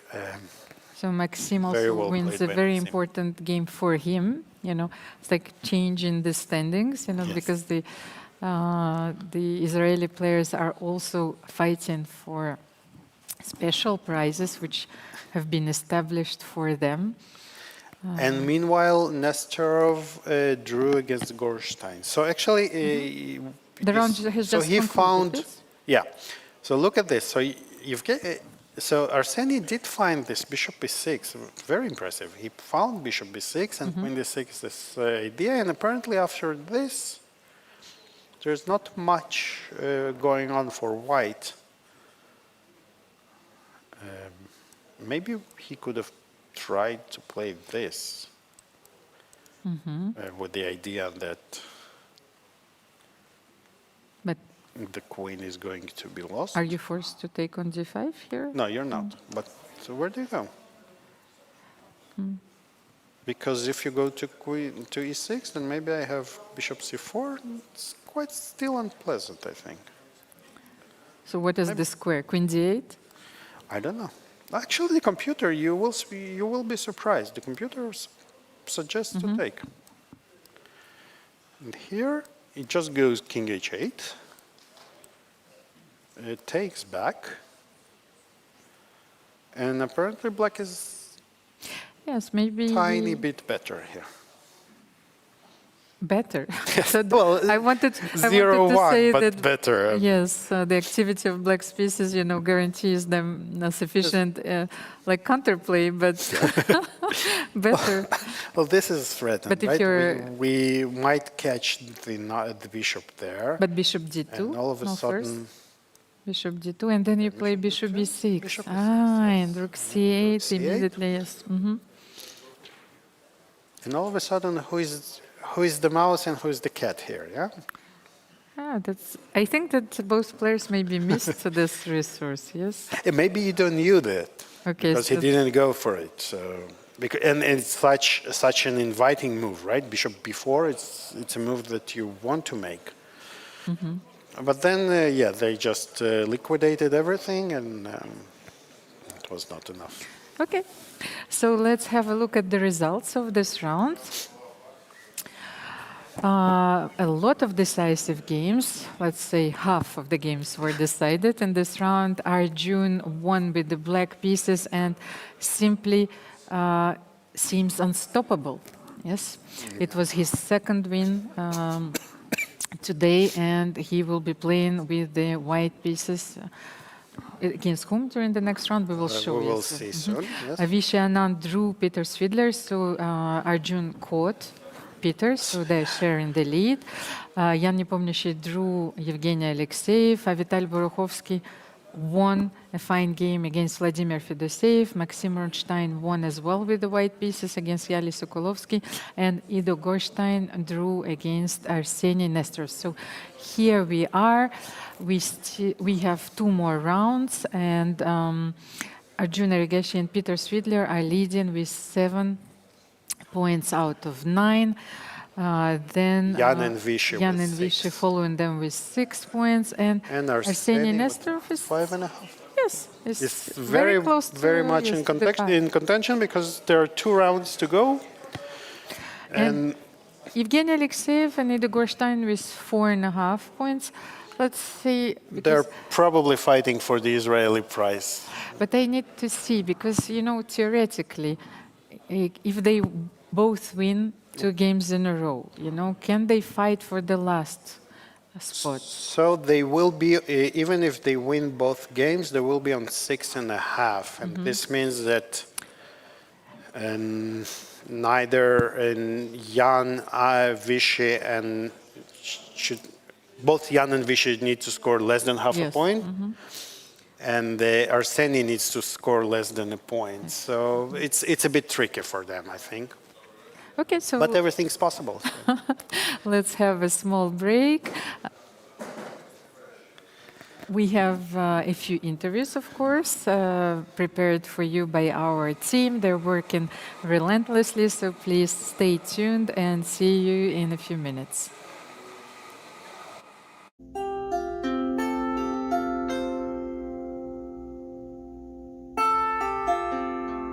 We have Gil Boruchovsky with us, the CEO of the Israeli Chess Federation. Gil, thank you for joining us. We have a few questions for you. First of all, regarding this tournament, yes, last year we had a same tournament, but it was smaller, with less of a prize fund. And this year there were more players in the Open tournament. There were at least as strong players as last year in the Masters, and a bigger prize fund, and a very nice venue. So we wanted to know what were the things that brought you from last year to this year and how you made this tournament improve in such a significant way. Last year we had very good tournament. We had actually 2 tournaments parallelly, Open and Masters were at the same venue, and it went parallelly. And when we came to our Minister of Sport, Mr. Miki Zohar, and he suggested us an amazing idea to do it on different way, to have the open tournament before the Masters and to give for 2 winners to participate in the Masters tournament. And also he wanted to double the prices to bring the stronger players to the Masters, and of course to the Open we got much more players and also strong players, because the prize was participation in the Masters tournament. And in this case, once we had to split these tournaments, this tournament we were able to make in such an amazing location in the Museum of Tolerance. It's a new building. I think it's the most beautiful building in the country, one of the beautiful in the world. So it's amazing venue, and as we hear from our participants, players played all over the world, including Vishy Anand and Jan and other guys, all of them saying this is one of the best venues they've played. Are we expected next year to see even more qualifiers and maybe a bigger Masters tournament, maybe with 16 players and 4 coming out of the Open ones? We had so many Grandmasters and international Masters in the Open tournament, so many good players and very distinguished names that came to play for the ability to go into the Masters. Do you think we're going to make it even more people that go from the Open one to the Masters one next year? Honestly, we have a headache. For sure, we would like to improve it. And as already said by Miki Zohar and by Mayor of Jerusalem, Mr. Moshe Leon, all of them would like to continue this tradition. And Miki Zohar in the open ceremony said that he's going to double the price fund. So, of course, we'll do something different, better, bigger, and nicer. That's amazing. One more question before we're finished. Looking at the chess theme in Israel and having to develop it from one year to another and conquer new heights and new peaks, making more tournaments, developing players, having tournaments for your leading players, being on top of this entire operation of making chess a very popular and successful sport in Israel. What are the everyday challenges that you face, and what are your goals for 2026, say, in order to improve things? Listen, when I came to the Federation about 10 years ago, the budget was probably 25% from our actual budget.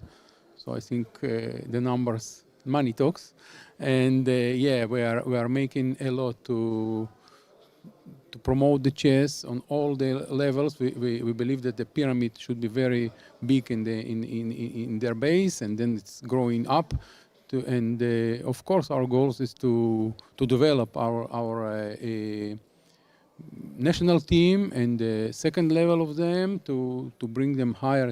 And one of the ways is to create such tournaments and bringing more tournaments. And we're looking maybe to in next year or year after the next year to have a individual European championship here in Israel. One of our goals to bring again hundreds of people and to play classical games. So we're always thinking, trying to improve, and we'll continue to do it.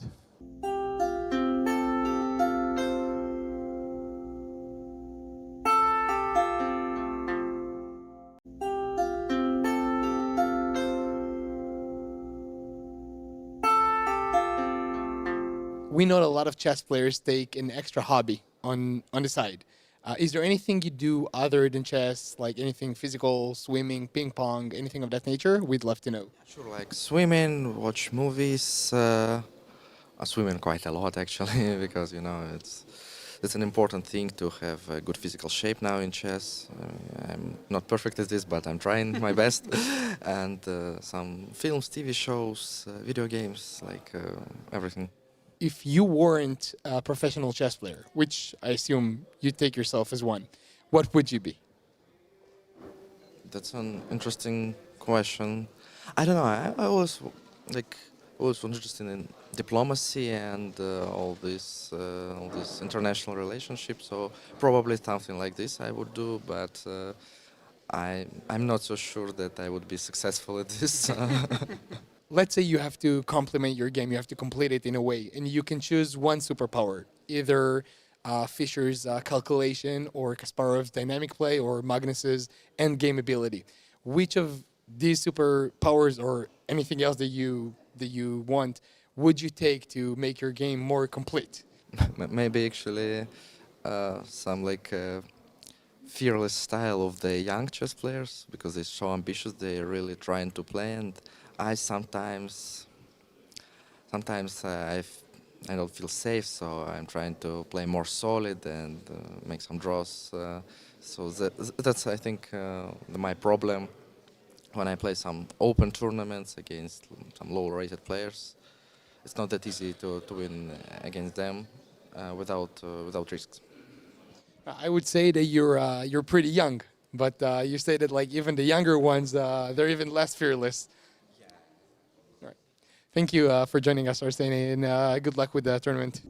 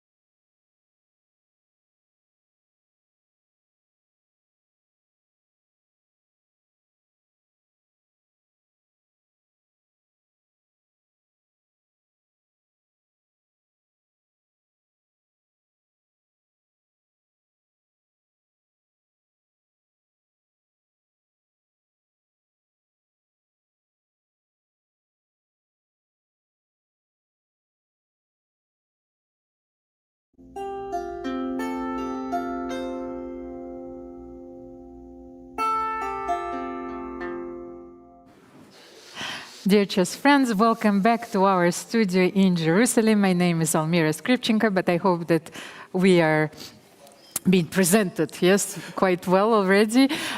Joined in the studio by Grandmaster Alik Gershon, who is providing us with his funny, witty, and clever analysis. Alik, I hope that you're enjoying this event.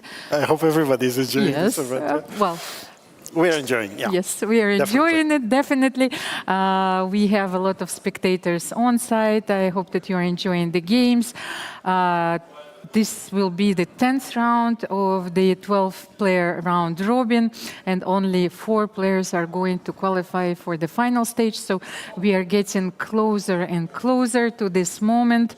So let's have a look maybe at the pairings of the round and at the standings before the start of the 10th round. So Arjun Erigaisi is playing with the white pieces against Arseniy Nesterov. Yahli Sokolovsky with white pieces also against Ido Gorshtein. Vladimir Fedoseev is facing Maxim Rodshtein. Evgeny Alekseev is taking on Avital Boruchovsky. Peter Swidler, oh, what a matchup, is playing against Nepomniachtchi, and Ori Kobo is facing the Indian legend Vishy Anand. So here are the standings. Yes, so we have 2 players leading the pack with the 7 out of 9, Peter Svidler and Arjun Erigaisi. They have been leading throughout this tournament so far. And they are followed by Vishy Anand and Nepomniachtchi with 6 points each. And on the 5th place is Arseniy Nesterov, who is currently not yet qualifying, and he needs to overtake one of the players, and it's probably the goal. The targets are on the backs of Jan and Vishy, who have 6 points, only half point ahead of him. And then on 4.5, we still have Alekseev and Gorshtein, who theoretically have chances, but they are very slim. And at the same time, Alik, I thought we are here in Jerusalem, the cradle of the civilization, the holy city, the city of miracles. So I think, yes, anything can happen, yes. And you have to fight for it. You have to be the master of your destiny. So Peter Svidler and Nepomniachtchi are on our screens. Do you think Peter will have a solid approach in this game, Alik? I think, yes. I think there is really no need for him to risk anything. I mean, a draw basically, even theoretically, qualifies him to the top 4. So, but for Jan, on the other end, again, Jan is black, and if he doesn't get a very good game out of the opening, I don't think he will want to risk too much, because next game he has white pieces. So I wouldn't be surprised if we have a quiet game here. I think as Peter started with knight f3 once again, but now they transpose into a very theoretical Catalan. So will they repeat the moves here, do you think? Quite possible, yes. Yes, so here we are, bishop b4. This is one of those spots where neither of the player wants to risk anything. The tournament situation kind of dictates what you do. Okay, then maybe we will start with the game between Ori Kobo and Vishy Anand, by the way. It's already a very interesting structure. Let's have a look at this, Alik, because Ori is trying to play the Benoni with white. A lot of reverse colors opening, yes? But Vishy didn't put the pawn on c5. He put the bishop on c5. Not to give white any targets to play against, yes, as in Benoni. And the bishop is actually much more annoying for white on c5 than a pawn, because, for instance, it prevents you from the normal development, because now just the pawn is hanging. This is just one of the reasons. So that's what I thought. I thought that white has to take now on d4, because what to do? e4 was not advised in this position. What do you think? Yeah, I agree. I agree. E4. Yeah. You give up too much space after e5. You're kind of playing the king's Indian with white. Yes, and you lost a very important tempo. So yes, e takes d4, knight d4. What do you do here? Do you take on d4? So if you take on d4, then bishop d4, sure. Yeah, not queen d4. Would be... But then I thought maybe knight d2 and then knight f3. Aha. And so let's say will you give castle, this bishop? give knight f3. What do you do here?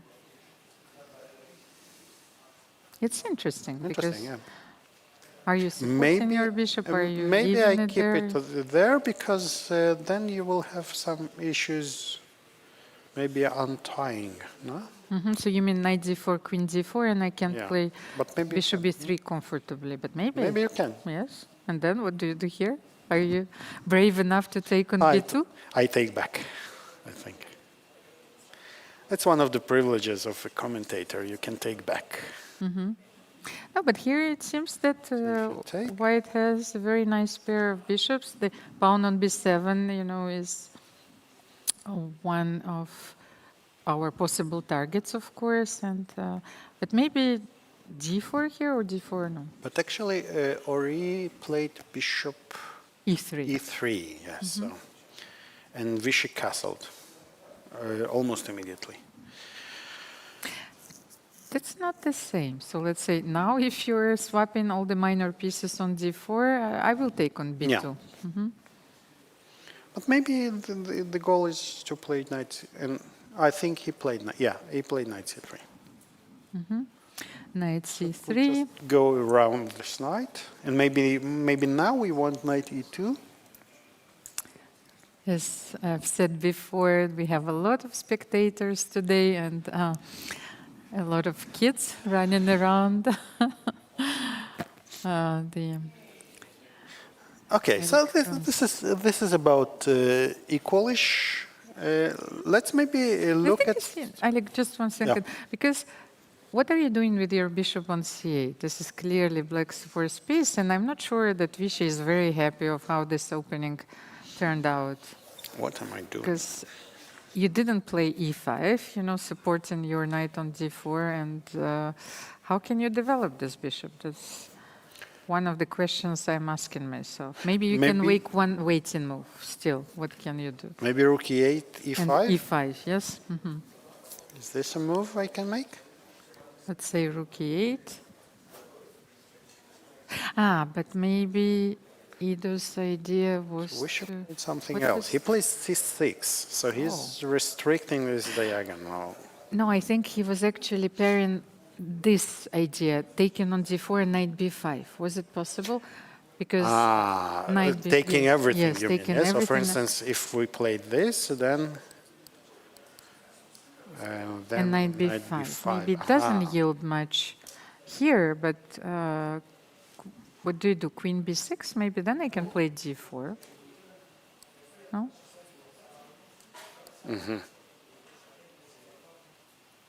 Okay. It's a game. Yes, let's have a look at the game between our leader. Yes, Arjun against Arseniy. And for Arseniy, actually, it's a crucial game.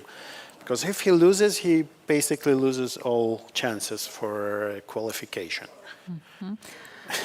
And this is not an easy position for him to play. Arjun, what happened here? So, knight c3, bishop f4, the London-style opening, and the g4, which is very popular now. You know, there were a few years when you would see h4 whenever possible. Now you see g4 almost in all lines. Actually, Alec, you know, because one of the dearest guests today is Grandmaster Gulko, who is actually watching our commentary in the audience. And I have so many questions for him, simply to ask him, how was it seen, you know, those moves back in the days, g4 and h4, you know, so because now you can make them almost in every position. Yeah. But back in the days where you had to analyze everything. Sometimes they join games during the nights, and then to come up with like such an idea, yes, it was completely different.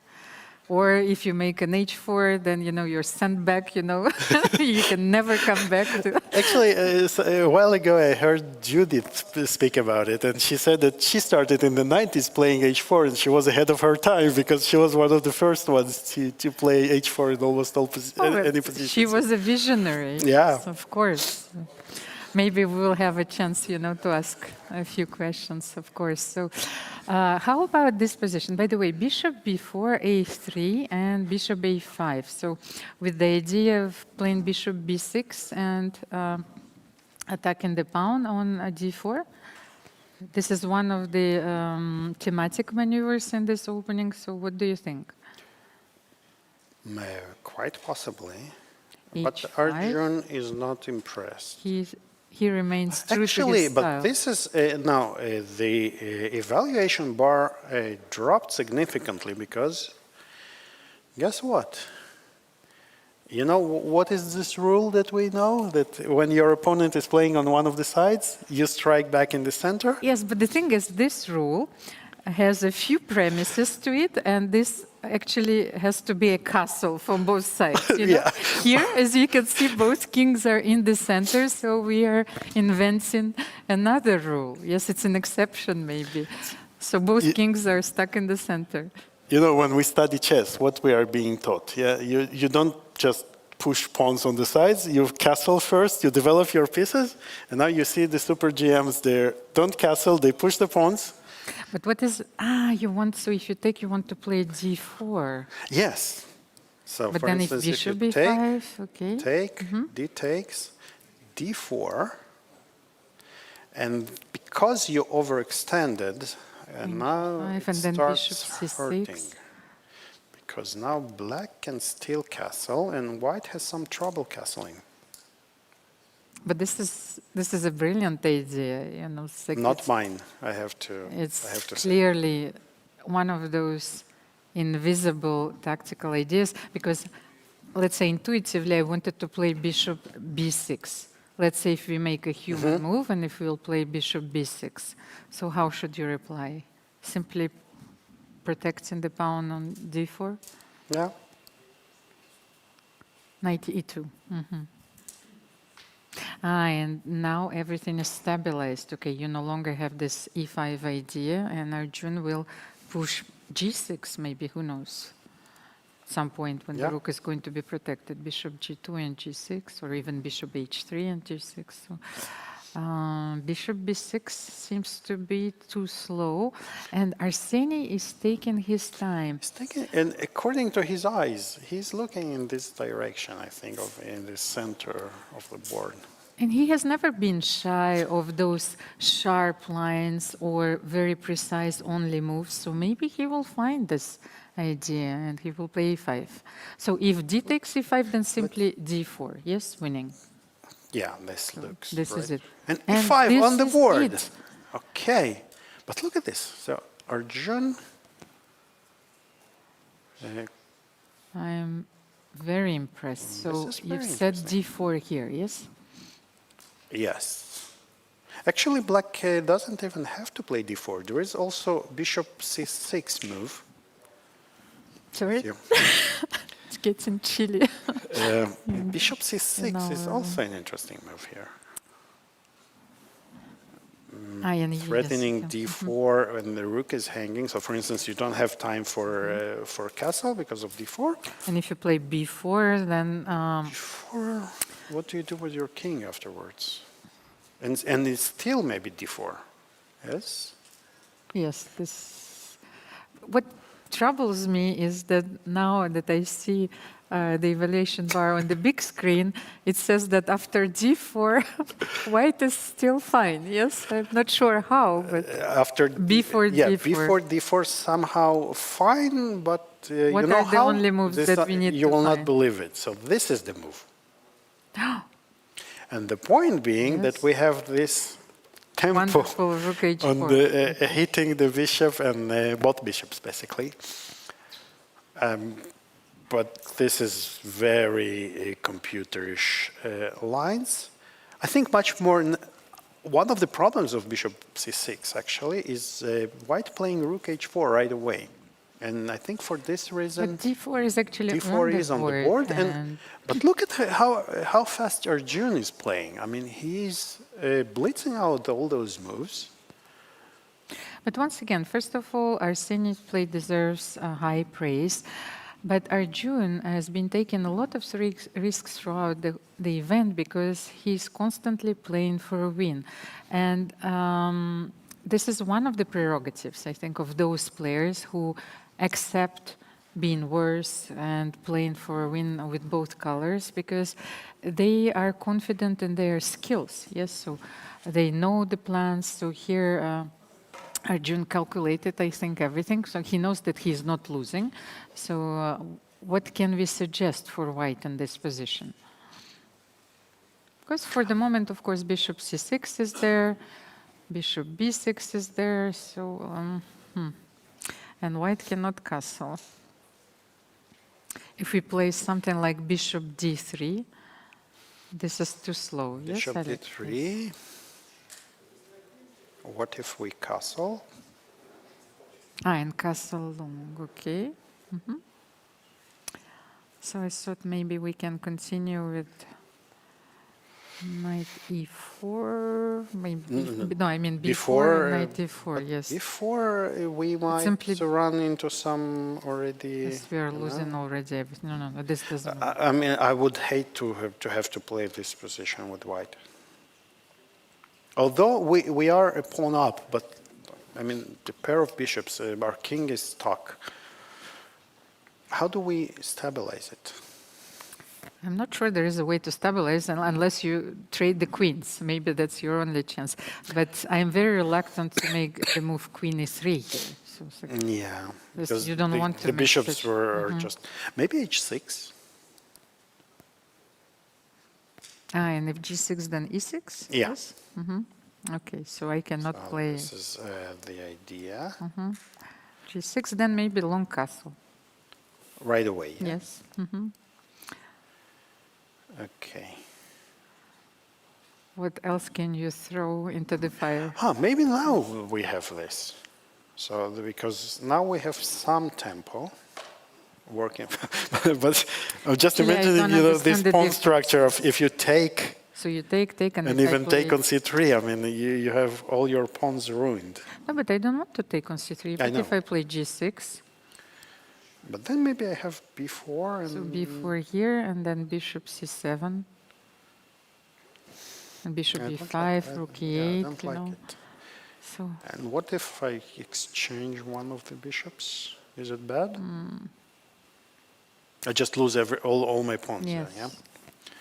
Just in the worst case scenario, I think black is going to have a much better rook endgame. Yes. Yeah. So how do we do here? So Arjun. Arjun is still thinking. Wait. So let me this have. Is the current position is this. Just while you're still thinking, Alik, I just wanted to monitor how is our yeah. leader doing. So another leader like Vishy Anand, who is also fighting for the qualification. He's. Shall we jump over there? I think he's slightly better against Ori because this knight on f6 for the moment is not on d4 or c5 yet, but if Vishy will manage and bring it to one of those squares, he will be much better. Yes. How can we bring it? Rook d8 first, I rook think. d8 and the knight goes like this, yes? But rook d8, rook d1, yes? And one of the other ideas is to trade both rooks, actually, for black here. So let's say rook d8, rook d1, you take... you will take queen d2. Do we take? We don't have to take, right? We can keep the pressure. Or are we afraid of c5? No, but it's actually, it's a very pleasant endgame if you play it with the knight and queen against bishop and queen with the pawn on being on e4 and c4. Yeah. But why doesn't want, I think, why doesn't want to exchange? No, but I mean, if I take on d2 here, you will take With queen the queen, d2. yes. And that's a problem for me for the Bishop moment. played rook a d8. Rook This is d1. interesting. Rook d1 is already played, yes, and c5. Uh-huh. So he That wants makes to play sense. rook d4. Makes sense. Yeah, the threat is rook d4. And pretty much forcing white to take, yes? Or what else can we do? But you don't want to play that, right? Yes, but now we should push c5. So okay, let's say you trade, and you have to deny black of this move knight d7. But okay, knight d7 we're meeting it with queen d3, but queen d4, yes, and then a4, a3 maybe. It's a very unpleasant. Maybe slightly better, a tad better for black now, but in the long term, much worse and even losing. Yeah, yeah. I think that the computer might say that it's just slightly better for black, but practically speaking, it's very hard to defend. Because white's, what we need to understand here is that white's position and white's pieces are very passive. You know, so the queen on e2, the bishop on g2. One of the ways to improve the bishop is to play bishop h3. You know, but then queen d4 is attacking the pawn on e4. So that's not an easy task. So maybe, practically speaking, you don't want to exchange the rooks. Maybe you have to do something more concrete like f4 here. Sorry. Ori does exchange one pair of rooks. The Vishy is very happy to trade both rooks here. This is, especially against Vishy, I mean, you're in a world of suffering here. Alik, just to mention our other games, so Yahli Sokolovsky, I think, is enjoying a very nice advantage against Ido Gorshtein, because Ido is stuck with his bishop on c8 once again. Thematic round today, yeah? Yes, and even if the knight on g3 is not the best piece yet, but it can always be rerouted, of course. So f5 was played. What should we suggest here?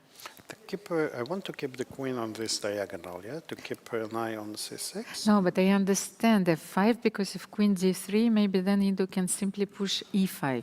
No, e5. No. Even e5. Yes, yes, just to get rid of this backward pawn and to open the bishop. Yeah. So you can't play queen d3. At the same time, you cannot play queen e3.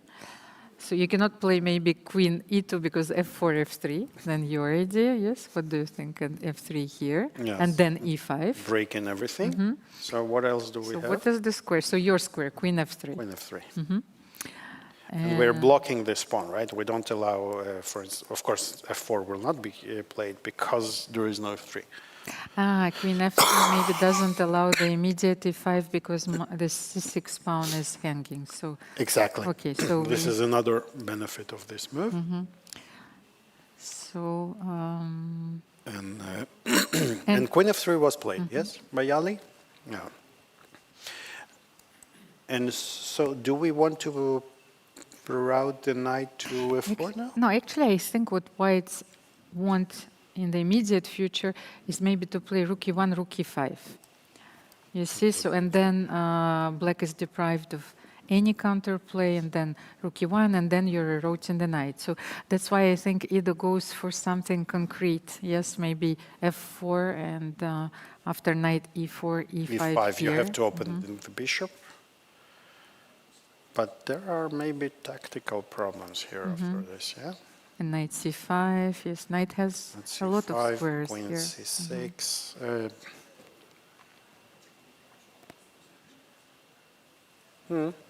Knight e2 was played, by the way. I'm not sure about this square. The computer doesn't like it at all. I like knight e4, you know, centralizing the knight. The knight is always better in the center, yes. So. And you know what? Maybe we can now sacrifice. c5, bishop b7, and f3, yes? Yes. So, for instance, you take. You see, one inaccurate move, and black is back in the game. This is chess, anyway. This is chess, yeah. And then f3, sacrificing even just... everything, yes. Yes. Giving up everything, yes, you can give up on a6 with a very strong initiative for blank here.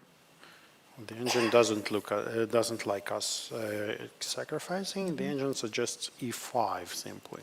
And I think bishop b7 was played first. Ido played bishop. It's actually maybe even stronger because you cannot prevent c5. Yeah, so this was a very sharp turnaround because white, instead of knight e4, white would be a plus 1.5, and now white is minus 1.5 if we are speaking computer language. And f3 is f3 is played by Ido, sacrificing this pawn, which is probably poison, right? You cannot take. Or even maybe better here, not to allow any kinds of checks. Knight g3, maybe now Ido can play Now c5, yes? Yes, yes, yes. So d takes c5, we take on g2, and This is... yes, this is game over. Oh, but he decides it's on the to board. take on it's already on the board, okay. something like that. No, he Without took on he G2. didn't take on e6. So c5 here probably is Yes, necessary. c5 is necessary.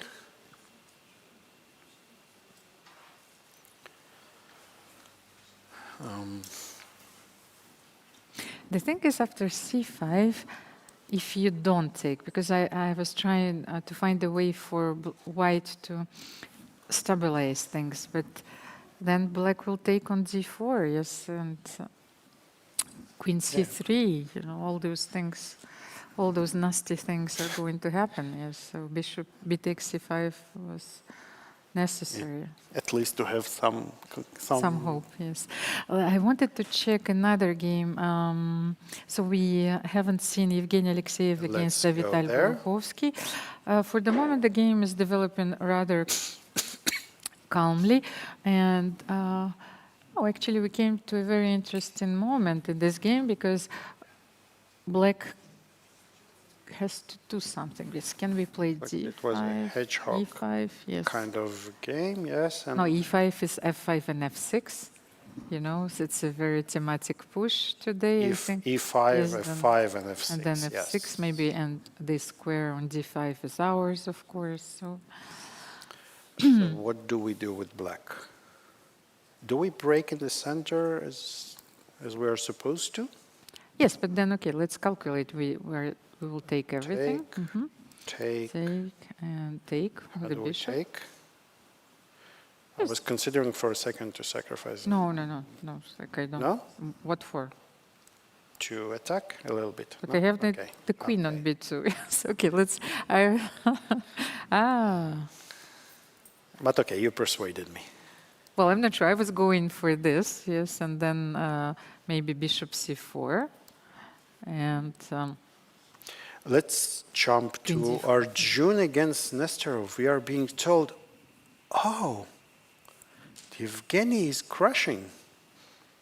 he's in his element. Yeah, exactly. He Wow. played very well from the very beginning. So this is going to be a huge upset. And if Arseniy wins this, he has a chance to qualify. yeah, it's a crucial win for him. But he's on his way to this win because he's an exchange up, and I don't see how he can be stopped. Not to jinx, of course. Yes, and once again, we've seen so many times that nerves have decided a lot of games. So him having more time on the clock is a very important element, yes, that we have to take into account. I think even the most important. So if he wins, let me have a look at the standings once again. So But Arseniy is on it's time. incredible, you know, to beat the tournament leader with black one round when you most need it. That shows a lot of fighting spirit. So on his part. 5.5, he's Again, the game is not over. No, I'm just trying to speculate a little bit because Arjun is still on 7. If Arseniy wins, he's going to be on 6.5. And then Vishy's everybody playing is all of a so Vishy sudden made a draw. nervous, yeah? No, So Vishy is still playing, sorry. Vishy can actually win, right? And join Peter. No, Peter is on 7.5, and if Vishy wins, Yes, Jan made a quick draw against Peter. then he catches Arjun on 7. So we But will, again, yes, if we will have Arjun- a thrilling last round. You know, couldn't have written Yeah. once again a better scenario. Yes, and if you join us only right now, I wanted to mention that Arseniy Nesterov has qualified for this event through the Open tournament. So he has played how many? 9 games in the Open 9 tournament? games 9 in the games Open. and 11 games in this event. So only 4 players will qualify for the final stage, which is going to be played in the knockout format. Looks like we are again. If Arseniy manages to convert this, they will have 5 players fighting for spot. By the way, Alik, I think that Vishy has Let's take played a look. very well this end game, and his knight and yes. queen are dominating white pieces. So this queen on d4 is... Such a I beauty, yeah. don't even know, yes, how to qualify it. It's sitting there as a sphinx, controlling all the squares. And we can just grab the pawn now, right? Ori played, I think, queen b5. So queen a4. Oh, he took on e4 already. Okay, A queen b5 was played. And how So do we attacking on proceed c5 now? and attacking on a5. Yes, the only thing is that this knight on b2 doesn't have any square, so we need to free Maybe it. free it, Yes, yeah? Yes. A4, and if you play queen c5, And then we take the knight, the bishop, no? Can we? yes, queen e2 because we don't have queen e5 check. Yes, Yes, we sorry. keep them. But Vishy plays queen b4. The computer doesn't like it so much. Yes, but let's see. If you take on b4 and C b4, yes. look at this knight, how he wants to play a4, a3, yes, to support And knight it. a4. Ah, and knight Maybe. a4, but then bishop. Well, No, okay. So let's be say able we to go play here, this. a4, king Yes. d1, yeah? Okay.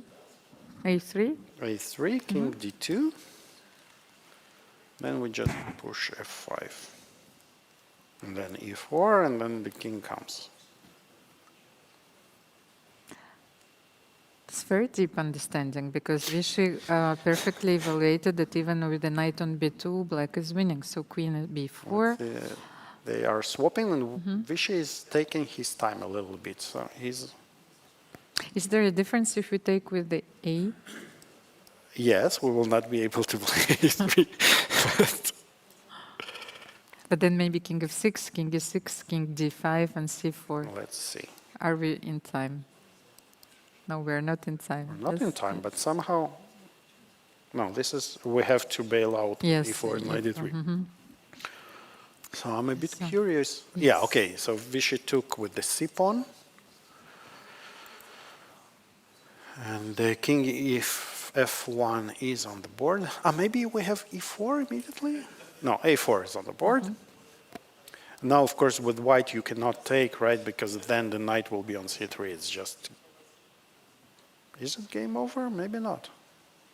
Let's wait because But Ori keeps... Actually, it looks like maybe white b should takes have f4, taken. yes, Yeah. and activating the bishop like bishop c4. Because since the pawns are fixed on the white squares, I thought so maybe it will be a good practical chance, yes? And it's actually important that white can play f4, Oh, apparently. this is not so obvious. not obvious at all. By the way, like I think that Let- we have the first result. Vladimir Fedoseev beat Maxim Rodshtein. This is important for the Israeli standings. Yes. Yeah? Let's. Should we jump to Arjun? Let me check. But I think that this is such an instructive endgame. I want to to concentrate on this game. Yes, because F4 was played. Let's have a look. I will just check. Maybe let's go there because this will take some time. I think. Although actually the computer says that now black is completely winning here. Vishy just creates another passed pawn here, and so when the bishop will be tied, then we will have maybe this maneuver of knight a4 followed by b3. King h4, king g3. And Yeah, this is and simply if the king goes there, then just the knight is free and we just win. So your intuition was right. We should stay here. And A beautiful masterpiece, positional masterpiece by Vishy. One of the so many he has performed. He is taking his time here. Is king h4? Aha, so he does go for this last beauty. So you cannot take because the king cannot catch the pawns. And with the knight back in the game. but it's interesting why Vishy didn't want to play king h4, king g3. Maybe not. He was. He was a bit afraid, yes, to allow king d3, king counterplay, c4. Yes. Okay, this is the look. Yes. Yeah. That, And Vishy Anand joins for now joins Arjun with 7 points, and he clinches. Or maybe he doesn't clinch anything actually. So let's go get to back to the game between Arjun and Arseniy. Arseniy just won the pawn on c3, by the way. So Arjun is defending like a lion, but this will not be enough because the king is simply too far away from the pawn b4 and a3. I think we start seeing some ladder mate here. Yes, rook g3, king Rook e2, c2. rook c2. King d1, rook f2 to protect the pawn, and what do you do? Maybe you still have a chance for bishop f5, f7. but if black doesn't take, then it's just game over. But Arseniy is taking his time. He has the half a minute. He doesn't want to blunder. This is something you don't want to do here. And just as we predicted, right? Rook c2, and now rook f2 will come. We should expect bishop f5 check, a last try from Arjun.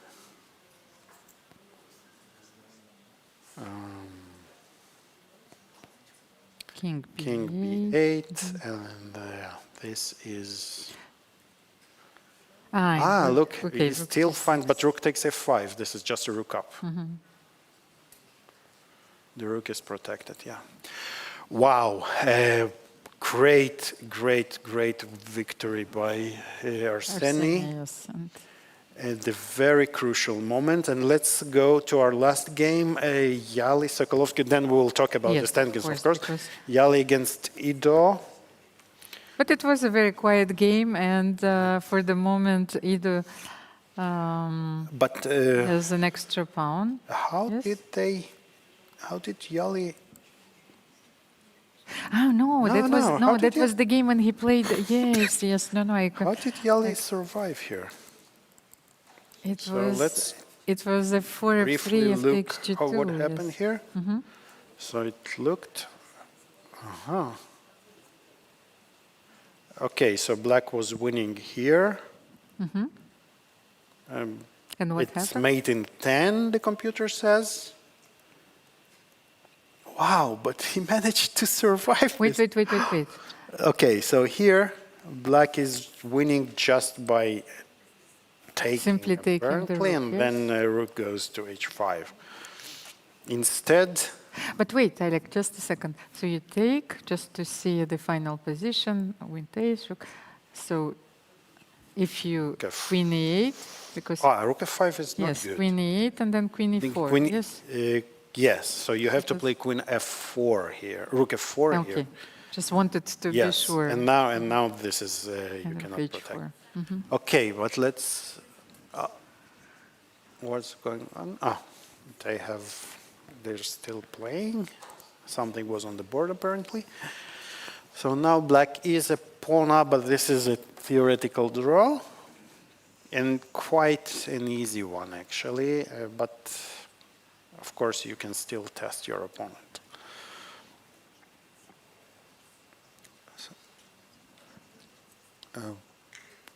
White needs to just not blunder the h-pawn suddenly running into promotion. h4. Yahli so far is playing very confidently. So rook a8. Rook a8 was played. And if we play g5, yes, just we go back simply with the king. But I thought maybe king f5. He played g6 actually. You know, like I wanted to illustrate the mate. Yes, g5, king f5, king h5, and you can still lose it with black. Rook h8. Yes. So g6, of course, is a more flexible way. It's a waiting move. But yes, Yahli simply wait. You cannot play h3 now because you lose the pawn. And now g5, king f5, as you predicted. Have you seen the T-shirt of our cameraman? Yes. By the way, Alex, I haven't seen this aesthetics for a while. Luckily for us. Okay, so now we just dominate the king, yes? But now maybe we can just go rook h8 and f4. I wanted to play f4 already, but...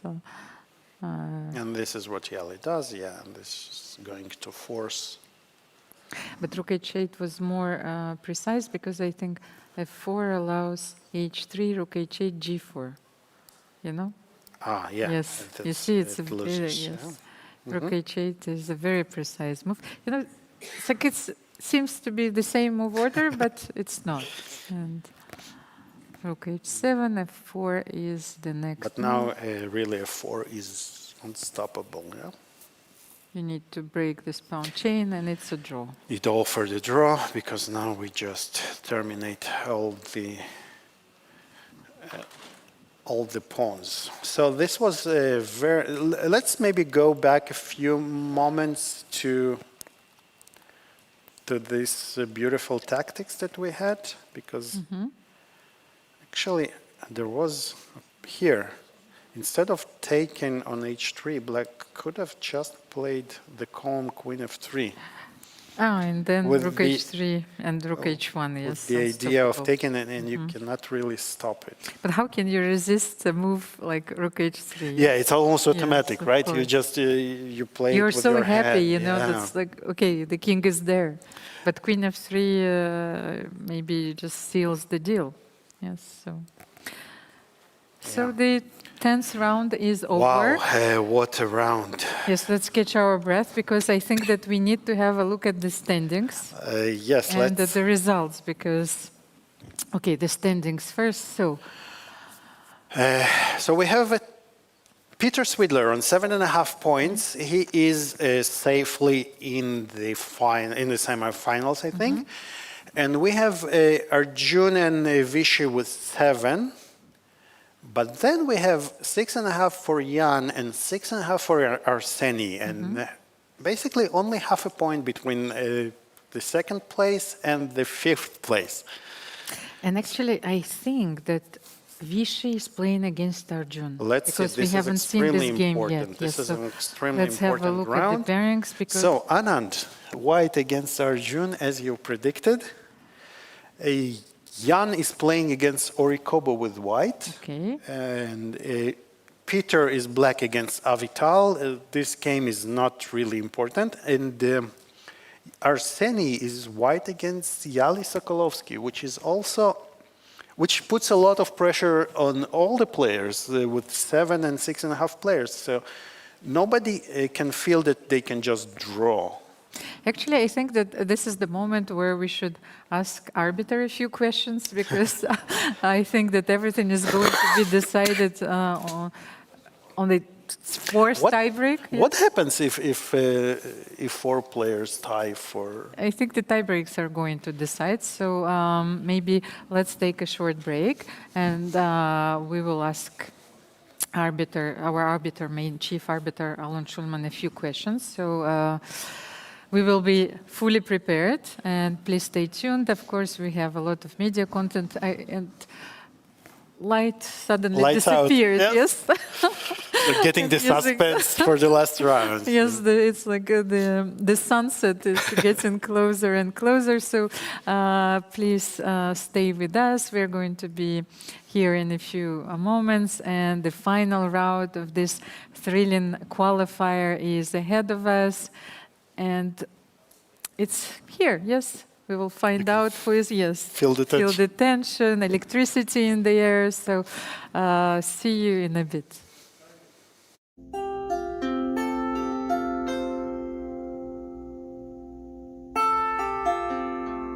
We're here with Grandmaster Maxim Rodshtein, the leading player of the national Israeli team. Maxim, thank you for joining us. We have a few questions for you for this tournament.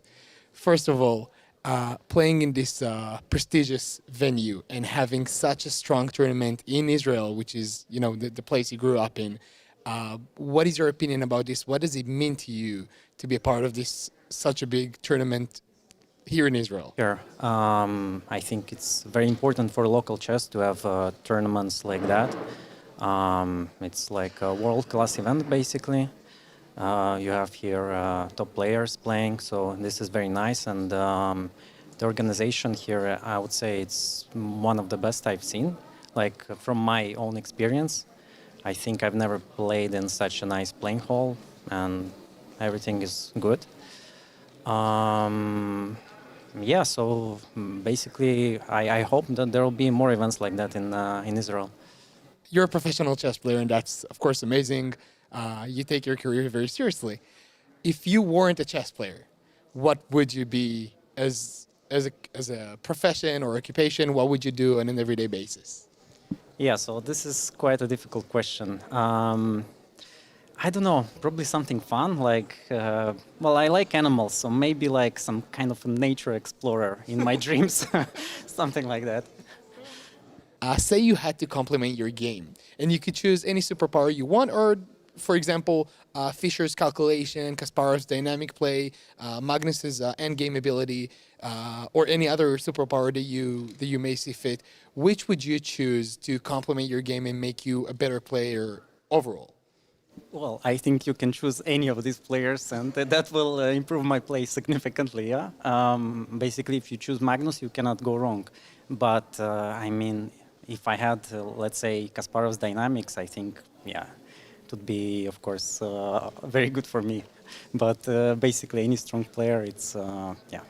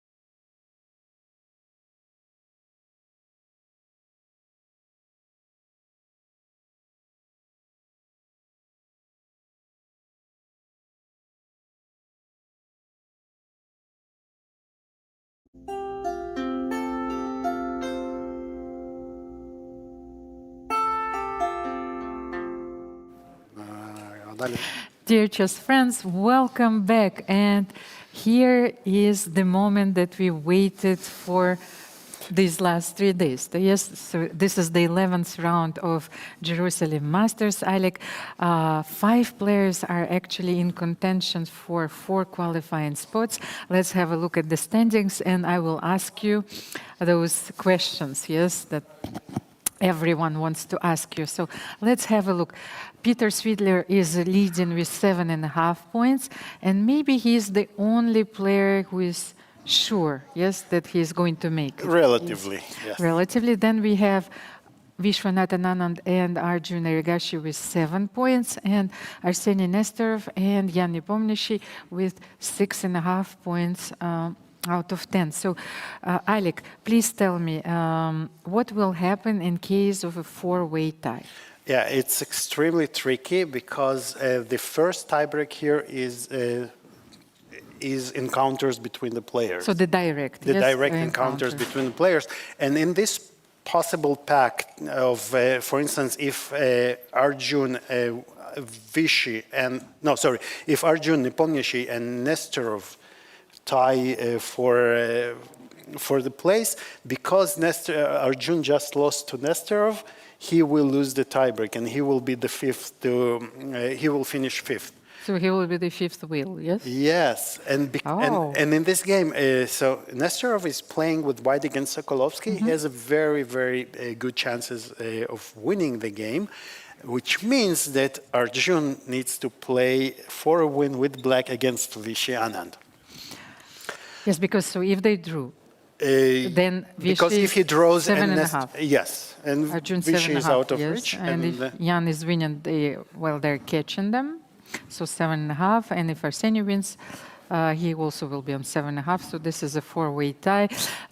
So this round is actually preserving all the intrigue of this event. It's a very exciting round ahead of us. I think that players are getting ready. Maybe we can have a look of the playing hall. The tournament is organized in a very beautiful building. It's an architectural jewel, the Museum of Tolerance. As you can see, everyone is already there. I think the last round was scripted by our production guys, because this is unbelievable tension here. And the round begins. So maybe let's have a look at Vishy against Arjun. Vishy Arjun is an extremely important match. And look at this. ED5. It's a fine psychological choice. You know, how do you play against Vishy Anand after he takes d5 for a win? For a win, yeah, it's hard to imagine. And of course, Anand is extremely well aware of the situation Arjun is in. So, but c5 is actually one of those tries, because let's say if Arjun tries something else, he can play bishop d6 to have a symmetrical position, but then Vishy knows all the plans, then you can castle. It's even play c3, queen c2, knight d2, rook e1, so many bishop g5 sometimes could be dangerous, by the way. h6, g5, knight e4, and f5. Yes, so c5 is a very good try. But on the other hand, it can backfire, of course. Although for Arjun, maybe a win, a draw and a loss is the same. So he needs to push, and it doesn't really matter. Of course, he needs to keep an eye on Nesterov, right? And because, or it's not a given that Nepomniachtchi and Nesterov both win. Yes, but it's tricky. I think you can only play your game. You have to control. You remember this candidates in London, yes. when Magnus and Kramnik, yes. were head-to-head before the last round, and then they're both lost. And Vasily Ivanchuk was also this hero who managed, to to keep the intrigue going till the very last moment. So we had to find out who is actually going to qualify, yes, for the candidates. But that's what I wanted to tell Alik, that Vishy is going to play in a very positional way. So knight bd2, knight b3. One strategic idea that White has here is to play rook e1 and bishop b3, because you want to change the dark square bishop, then you will have a very long-term slight advantage. Whereas black wants to play bishop c7, queen d6, bishop g4, maybe knight e4, and all those plans, of course, are known by the players. But let's have a look. What will Vishy play after bishop b6? And here we are, rook e1. So you keep predicting the moves. No, but those moves are very simple, I think. And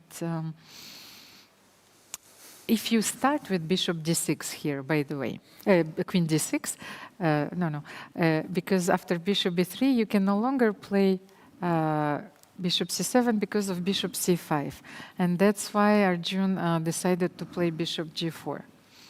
It's a very important nuance here. So he is creating a pin. So bishop b3, I think Vishy will play. We don't want to play h3, right?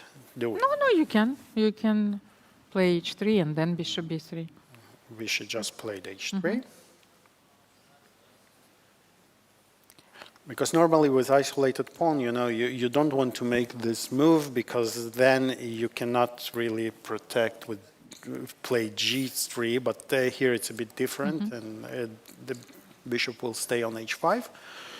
Yes, and now you can play. So do we play bishop e3? Yes, bishop b3 is the move that you want to play. However, who knows, if you are preventing bishop c7 and queen d6, maybe Vishy wants to play bishop f4. It's interesting.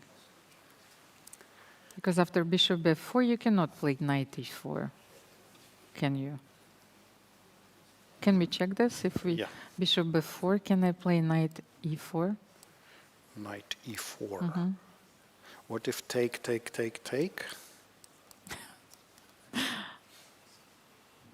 It's just to create a mess, yes. So take, bishop f3. But maybe not enough pieces left for the mess.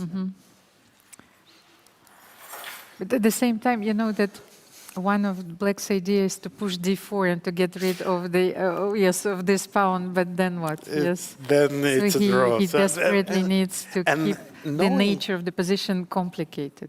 Yeah, and knowing that, Vishy will offer him all the time this. He will blackmail.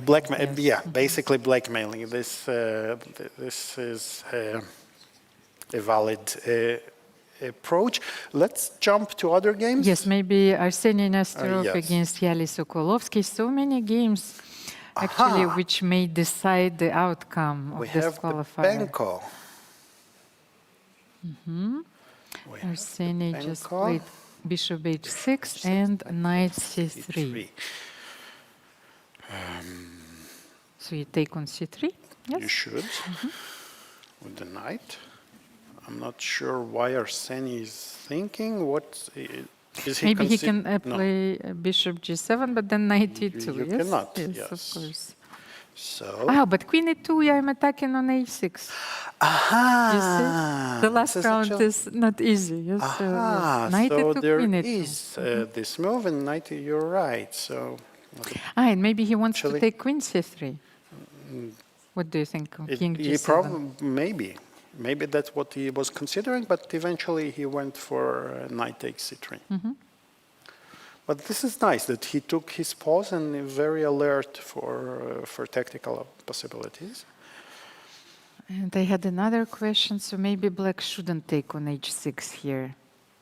Because even if you take, let's say, because I wanted to drive the queen away, the b2 pawn, yes, because there is no way you're attacking me with the knight on c3. So I need to bring the second rook to the b file. How can I make it? Queen. And then rook b8, maybe rook b6, or knight b6, and c4, knight c5, knight d3. Actually, may well be that Black is absolutely fine here. So another game which is very important for the standings is Jan Nepomniachtchi against Ori Kobo. The Israeli players have been playing very well during this event. So I think that it's not a given once again that both Arseniy and Jan are going to win with white pieces. So and it would be a very nice way for the Israeli players to influence the final standings, even if they're not in them. Yes, in the by final the way, four. while you're going to analyze the opening, I wanted to have a look. So we know that there are 3 special prizes awarded by the philanthropist Igor Tulchinsky to celebrate Israeli chess. By the way, I think that tomorrow there is going to be a big celebration for the 19th birthday, 19th year of creation, since the creation of the Israeli Chess Federation. Yes? I think this was a very important day because I was trying to calculate when was this. So $26,000 were allocated and $12,000 goes for the best Israeli players. So I was actually looking. Evgeny Alekseev is the first Israeli player with 5.5 out of 6. So And he qualified from the Open. yes, he qualified from the Open, and then we have Ido Gorshtein with 4.5 and Maxim Rodshtein with 4. So actually this game is also very important for Ido. Okay, so Jan is apparently he didn't get too much out of the opening, although now there is a concrete threat to take on h6, I think, but maybe not. So the computer suggests c5 for black. So he ignores bishop h6. Yeah, and I'm actually quite interested to know why. What happens if we take? Because maybe We take, and black this is can just dominate on the black squares. just the black squares. Yes, oftentimes this dragon bishop, if it gets open. So this is all of a sudden. And rook f7 just is rook Let's f7. show it. Yeah, or rook f7 is possible, but you. what do you do here? We have some c4 Ah. in between. So we check. Uh-huh. King, if king goes, then just c4 and we win the rook. Or bishop. So bishop d4 is a very And important actually, conclusion. Jan took. But black didn't. Wait. Black didn't play. Black played c6, and Jan took on h6. Oh, this is interesting. And now you no longer have this variation, so I can Now take if you on take, f7. Yes. Bishop Bishop g7. g7, Now rook rook f7 f7, is and, strong, indeed. Very nice. But you know what the computer does? No. d5. And if Just like that. bishop g5 here, If we go bishop g5, then bishop c5. And this is not end of story. So we can take. does he take with the bishop? Take. Okay. Now we just sacrifice the exchange like that. And we have a compensation, but it's apparently enough only for equality. But knight d4, knight f5, rook f1, you know. Yeah, it looks good, right? It looks good for black, for white, sorry. But and d5 is actually on the board, by the way. aha.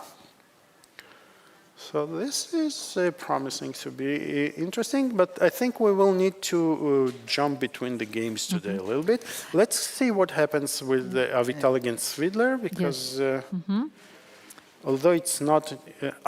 Peter went for his beloved Grunfeld, yes. Finally, somebody let him play it. So I'm just keeping an eye on Vishy against Arjun, just And in this case. is a very... of course, Avital will want to have the last round upset to compensate for all his adventures in this tournament. Let's put it this way. But so far, black is perfectly fine, right? There are no problems whatsoever for black. But Avital just played queen e3, so should Peter defend the e7 pawn maybe here? Yeah, maybe with a tempo even. Yeah. And then the bishop goes to, let's say, knight Yes, e3. Peter doesn't have any problem out of the opening, so okay. And I was keeping an eye on Vishy against Arjun. Vishy, yeah, let's go and back. I actually think that Arjun managed to get something. Look at this. You see, he put the knight on e4. The bishop is on c7, and he has this pair of bishops. So knight c6, bishop takes c6 was played. So this is a pawn sacrifice, but it's very dangerous to take it, yeah?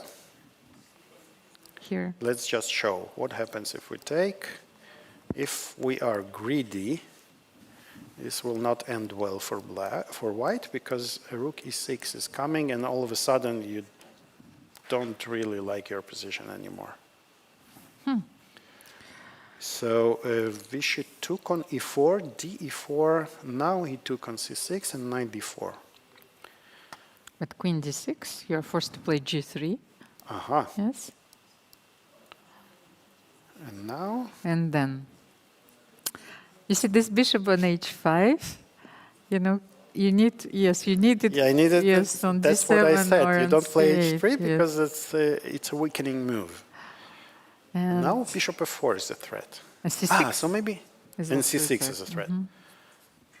So I know what you want. You want to play queen d7. I already saw it in your eyes, because queen h3 and bishop f3. Yes, exactly. And this is it. Yes. And this would be a fantastic way to finish the game for Arjun, of course. But let me just play something like king h2, maybe, King just h2. to protect the pawn. Yes.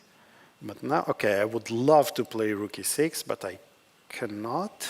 But I agree with you. You don't have rook d1 here. The bishop on h5 is controlling all the squares, so we need to break through. Here, so what do you do after queen d7 and king h2? How about this move? So we protect the pawn by... So this is too much. And also a7 for the same reason, right? So this is a very tricky bishop. Vishy is looking away. I think maybe this betrays something. Yes, I think he is not feeling very confident. He's looking worried. So g3. Let's see if Arjun will find queen d7. c5. Now he goes for c5. But c5, no, but you said that we allow bishop f4. Or bishop f4, right. Maybe bishop f4. What's the How idea? can we attack? How can we attack? You cannot even attack h3, yes? So what do we do after bishop f4? But at the Maybe same we time, go simply for something like opposite color bishops. And bishop f3. But Alik, what if we play queen b6, protecting the bishop? But yes, but I want to play bishop f3. you want to Knight play b5, yes, and then queen c6. You will. And is this so bad for me? Well, I haven't seen this one. Queen e7. Then you will start jumping. Yes, knight f5. Look at this. But we have something very interesting. We have been told that Jan is losing. No. Okay, let me have a look at this changes position. everything. Wow. Okay, so we left the game here after d5, bishop f4. Knight took... Oh, so look, Ori didn't play bishop c5 because the rook is hanging, so Ori just took on f4, bishop c5, and look at this. Jan is losing an exchange. No, but Jan didn't play bishop g5. I suggested this move in our analysis after d5. He played bishop f4. Yes, and I think that was a mistake because it was absolutely essential to pin the knight. After 11 rounds, they didn't learn to listen to you. Huh? I'm an oracle only, when I'm not sleeping. Oracle from Paris. Yes, an oracle from Paris. But what is this? This looks very bad, right? I mean, just... How do we proceed? Rook c8? Rook c8, bishop b3 back. And maybe bishop b3, maybe a5, now yes, a5. a5, a4. Maybe a4 because you cannot allow a4.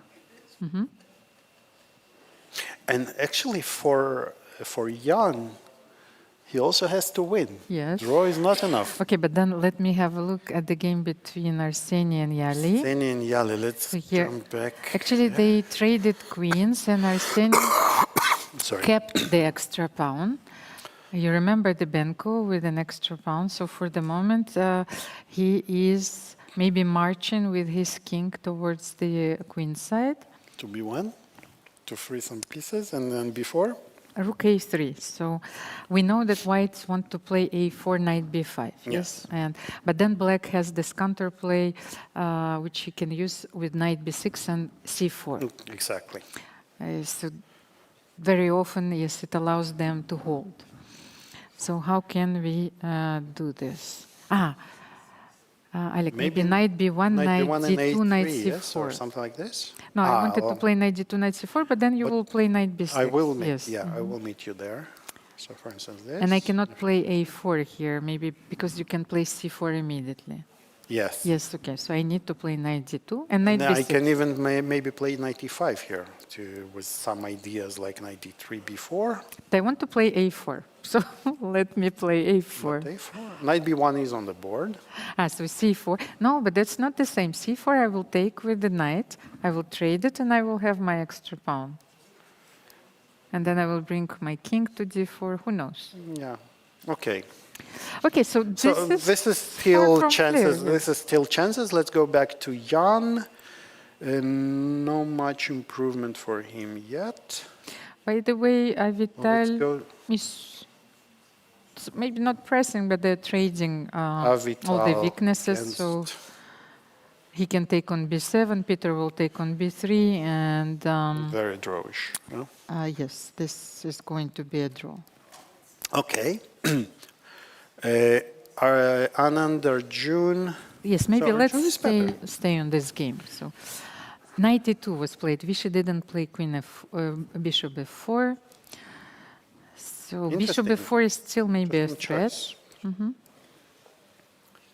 I think, you know what he wants? I think Vishy understands that it's important to bring this knight back into the defense. King h2 and knight g1 maybe will cement, the king side. I'm not sure that this will be enough. But I was actually going to suggest this, but king now h2. you already answered what you will do. Yes, I can understand that this was necessary. Queen e6 played by Arjun, attacking h3, but you have the same answer to everything. Yes, we don't have another choice because we have to play. We don't have knight f4, so king h2, and now we don't want to play this.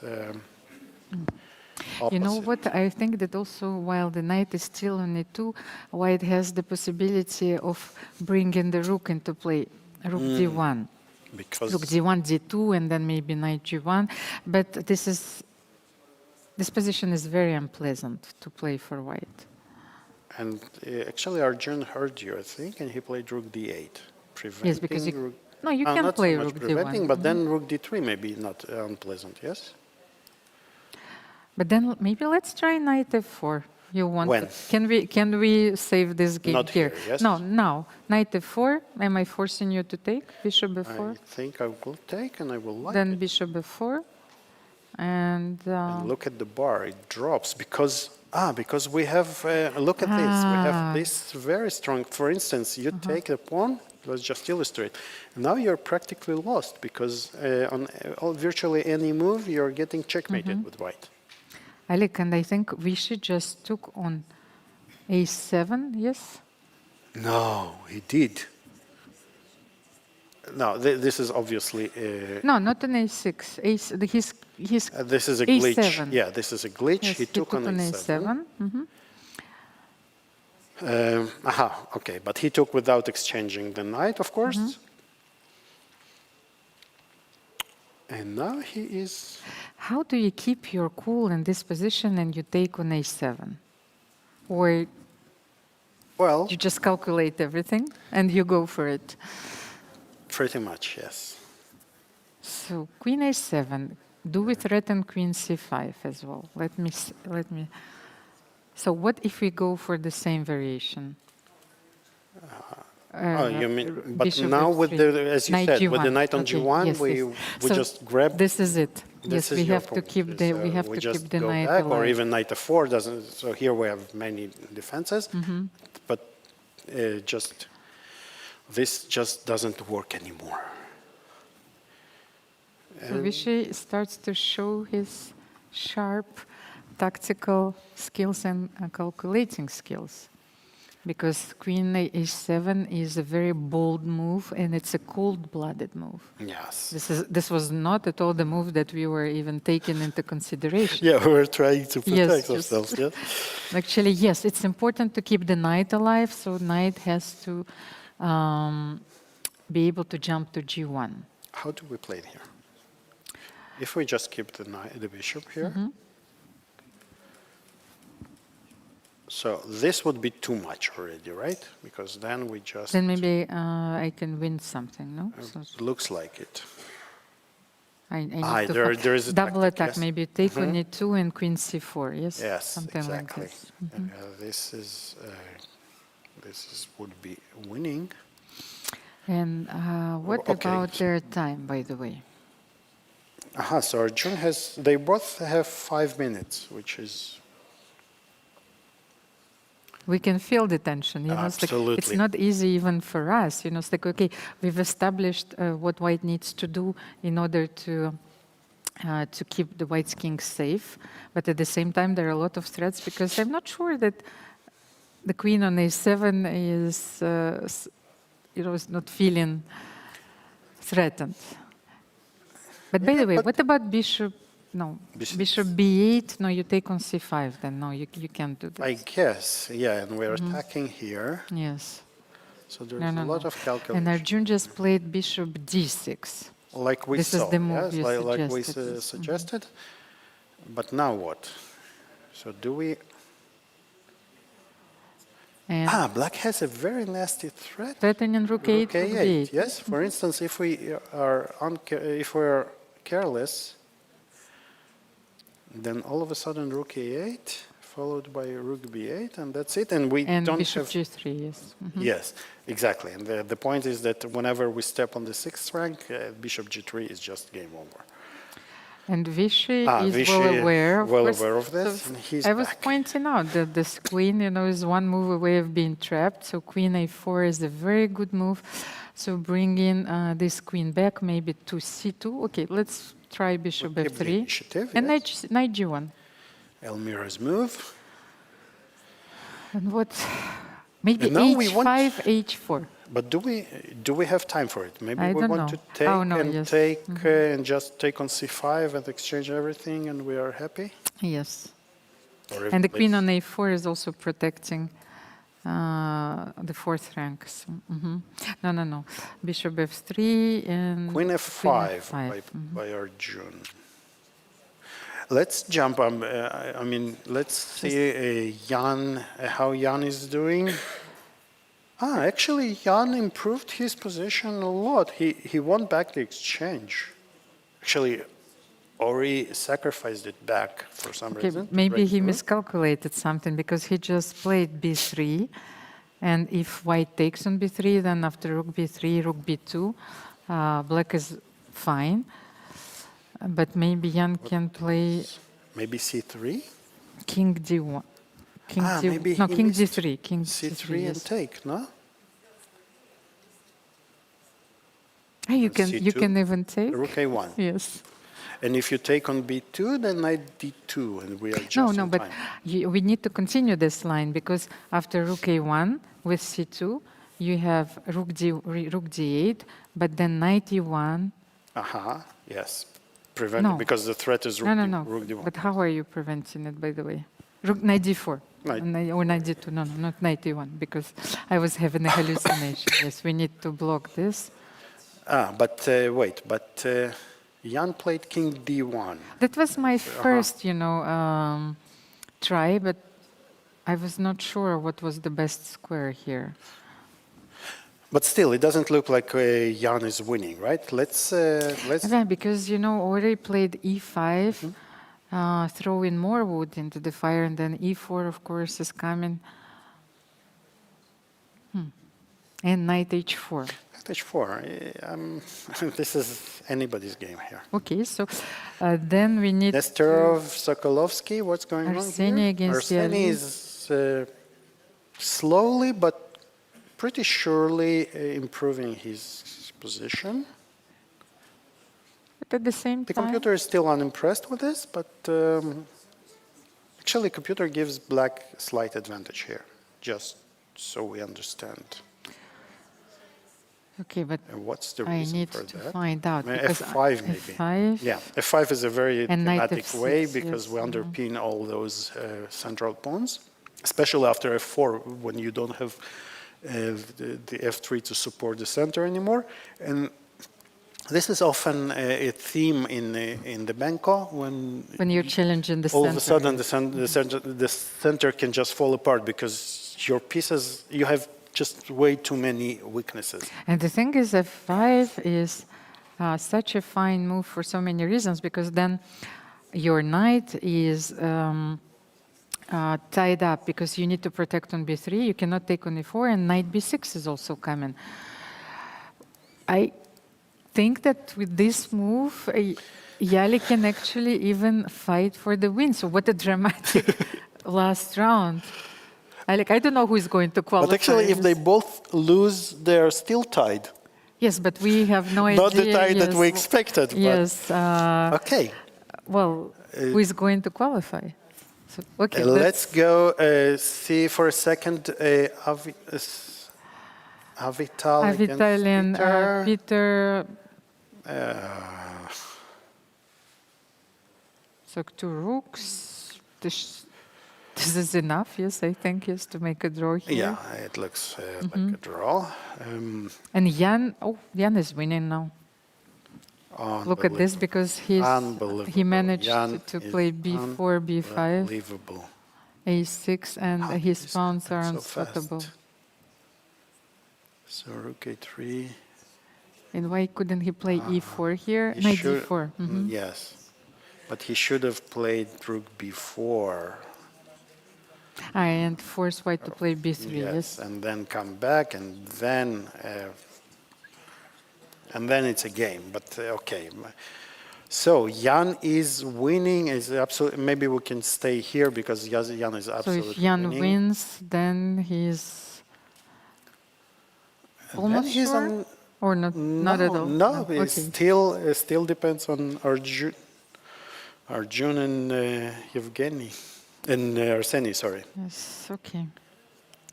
But Vishy actually managed to balance the position because, as you can see, he just played bishop f4 and rook b2, and white is trading everything. Let's wait for this game to end because I think. So Vishy and Arjun is going to be a draw. Yes? Yes, because we have rooks and the opposite color bishops on the board. So let's say Jan wins. And there is, so Jan Nepomniachtchi won. We go fast to Arjun against Vishy. So it's either 4-way tie or 3-way tie, which defines the top 4. So I think the game we have to stay on is Nesterov against Sokolovsky. Yes. And F5 is actually on the board. F5 is on the board, and black is slightly better. So if Arseniy doesn't win this, he is out. Because Arjun is not going to lose it, of course. And I think the players, they have a possibility, to glance, at the monitor, so where all the games are being broadcasted, so they know the situation on the board. So Arjun knows that things are not so easy for Arseniy. But Arseniy knows, on the other end, that it's still... He needs to win. He needs to win. I mean, this is the easiest situation to be in, right? I mean, you don't mind anything else. But the position doesn't allow for such speculation so much. What do you do here? E5, then knight d5? Yes, that's the problem. Okay, but you have and f takes e4 is a threat. But I think you have to play e5 to muddy the water, because at least then this knight is no longer stable. Because if the knight is on controlling g4 and e4, but he goes a5. He played a5. Okay. Actually, Yahli has much more time than him. This is very interesting. So 33 seconds for Arseniy, a5. But what if I go rook a6 here? Rook a6. He wants to... What does he want to do? Well, he needs to make a decision here. E5. Play rook a4. Then f takes. Yes. Maybe he wants to play something like this. To keep the pawn. And this is protected now. Yahli played rook b5, keeping the pressure on the b file, which makes a lot of sense. But now maybe we can keep pushing, yes? And rook f5. Maybe he wants to play... No, maybe he wants to play e5, knight d5. Here, yes? Yes, and rook a1. Is it possible? Okay. Something like this. I think you found it, yes. At least it's a game. It's a try. It's maybe the best practical chance you have here. But then maybe I can stop this pawn. So the knight on c7 will control anyway. All the squares. So I'm not sure. A6 has been played. A6. But now your move, rook a5, and what do we do here? Yeah. So we decide either we'll play rook a1. Because I think this is our hope here. But rook a1, rook a1, king a1, rook a6, rook a4. Yes, we're not. A1. Yes, if we're just trading everything, then rook a6 and rook a4 protecting. Yes. Rook a8, I mean. Rook a8, rook a4, yes. But still, what is this? Are we that happy with white here? Even we play a7, the knight from d5 will prevent knight b6, which is important. And look at this, Yahli may decide the fate of the tournament. You are absolutely right. And f5, what a fine move. Just defining, challenging the structure. And what you need to understand is when white plays f4, then f5, simply undermines this d5 pawn. Let's jump into Swidler. And Svidler, they just finished in a draw. And Peter looks unhappy, but I think he is happy with the result. Just as Arjun against Vishy, as you predicted. So, white is 2 pawns down, but because of the it was one pawn, and they agreed on draw, so all eyes are on. There are only 3 games are still in progress, but I think that we should fully concentrate on Arseniy against Yahli. We completely neglected Maxim and Evgeny, but I hope they will excuse us. And I think that Evgeny is doing very well, by the way. So This is important for the Israeli standings, but now look at this. Yahli is actually winning, now completely winning this endgame. So unless he blunders, there should really decide the fate of the tournament, or at least of the final 4. I'm trying, so knight on d5 is controlling everything. The most important square here that you need to control is b6. b6, yes. And then... and Yahli played, just pushed e2. So king d2. The threat is just to take on a7.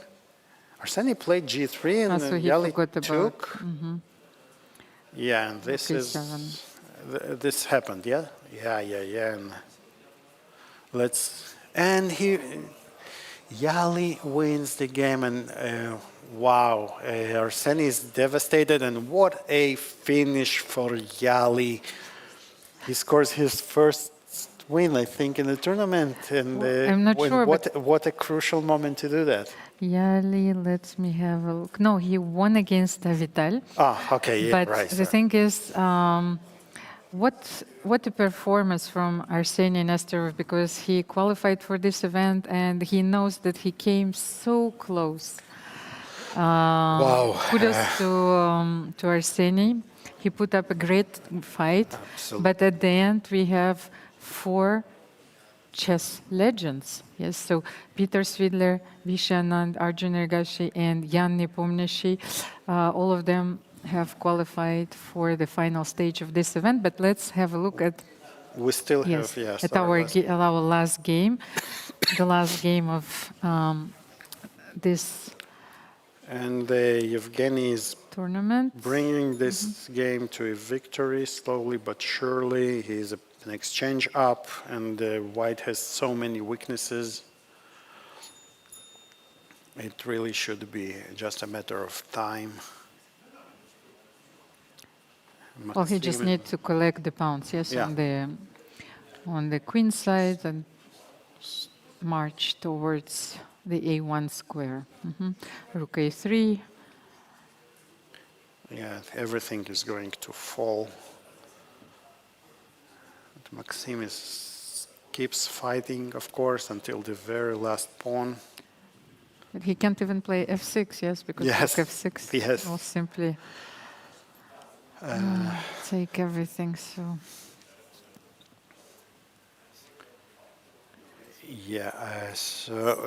he's trying to push the h-pawn, but even if it's hard to even see king the scenario. King g5, but then you will play maybe f6. Yes, this is the last practical chance, but black is 3 squares away from queening. And not the best tournament for Maxim. But why not a3, by the way? a3, a2. And he lost on time, but also is losing on any position. So this is it, Alik. Yes, we made it. We made it. The players made it through this game, through this round, through this day. And I'm still shaking. Yes, me too. And the thing is that this tournament was very interesting, and the intrigue remained till the very end. So we have the names of the players who will continue this journey. Jerusalem Masters will put on another gown, if I might say. So tomorrow the tournament will have another format. It will be a knockout event with the semifinals and finals being played. So we hope that you enjoyed all the games. Blunders, beautiful ideas, a lot of interesting ideas in the opening, Alik, yes? So yes. Here are the results of the round, and we will bring the final standings, I think, for you shortly. Yeah, there you go. So Peter Swidler, who has led the tournament from the very first game, he enters the final 4 stage from the first spot with 8 points out of 11. And then the second to 4th place is tied between Jan Nepomniachtchi, Vishy Anand, and Arjun Erigaisi. Very tough luck by Arseniy Nesterov, who lost to Yahli Sokolovsky in the last round in a must-win situation, and he stayed on 6.5. Fantastic achievement for Evgeny Alekseev with 6.5. He's the first Israeli player. Overtook Ido Gorshtein by winning the last round against Maxim Rodshtein. Actually, Ido also won, but Alekseev was ahead of him. So our favorites, the four favorites continue, the four musketeers, right? They continue to. So it's the not final overrated, yes, at the end, yes. It was close, but. But do we know actually the pairings of the semifinals? Not yet. Tomorrow it's going to be decided tomorrow? 1:30, I think, the drawing of lots will take place. So the round is starting 1 hour earlier? No, I think it's 2. Two? I'm pretty sure it's at 2 o'clock. Okay, so we have the same schedule, Yes. just to inform everyone. So thank you so much for watching. We will find out the pairings tomorrow. Alik, just it will be a short night, I think, for us and for the players. And see you tomorrow, of course. So for our last day, another day in the office and another day of chess brilliances. See you guys.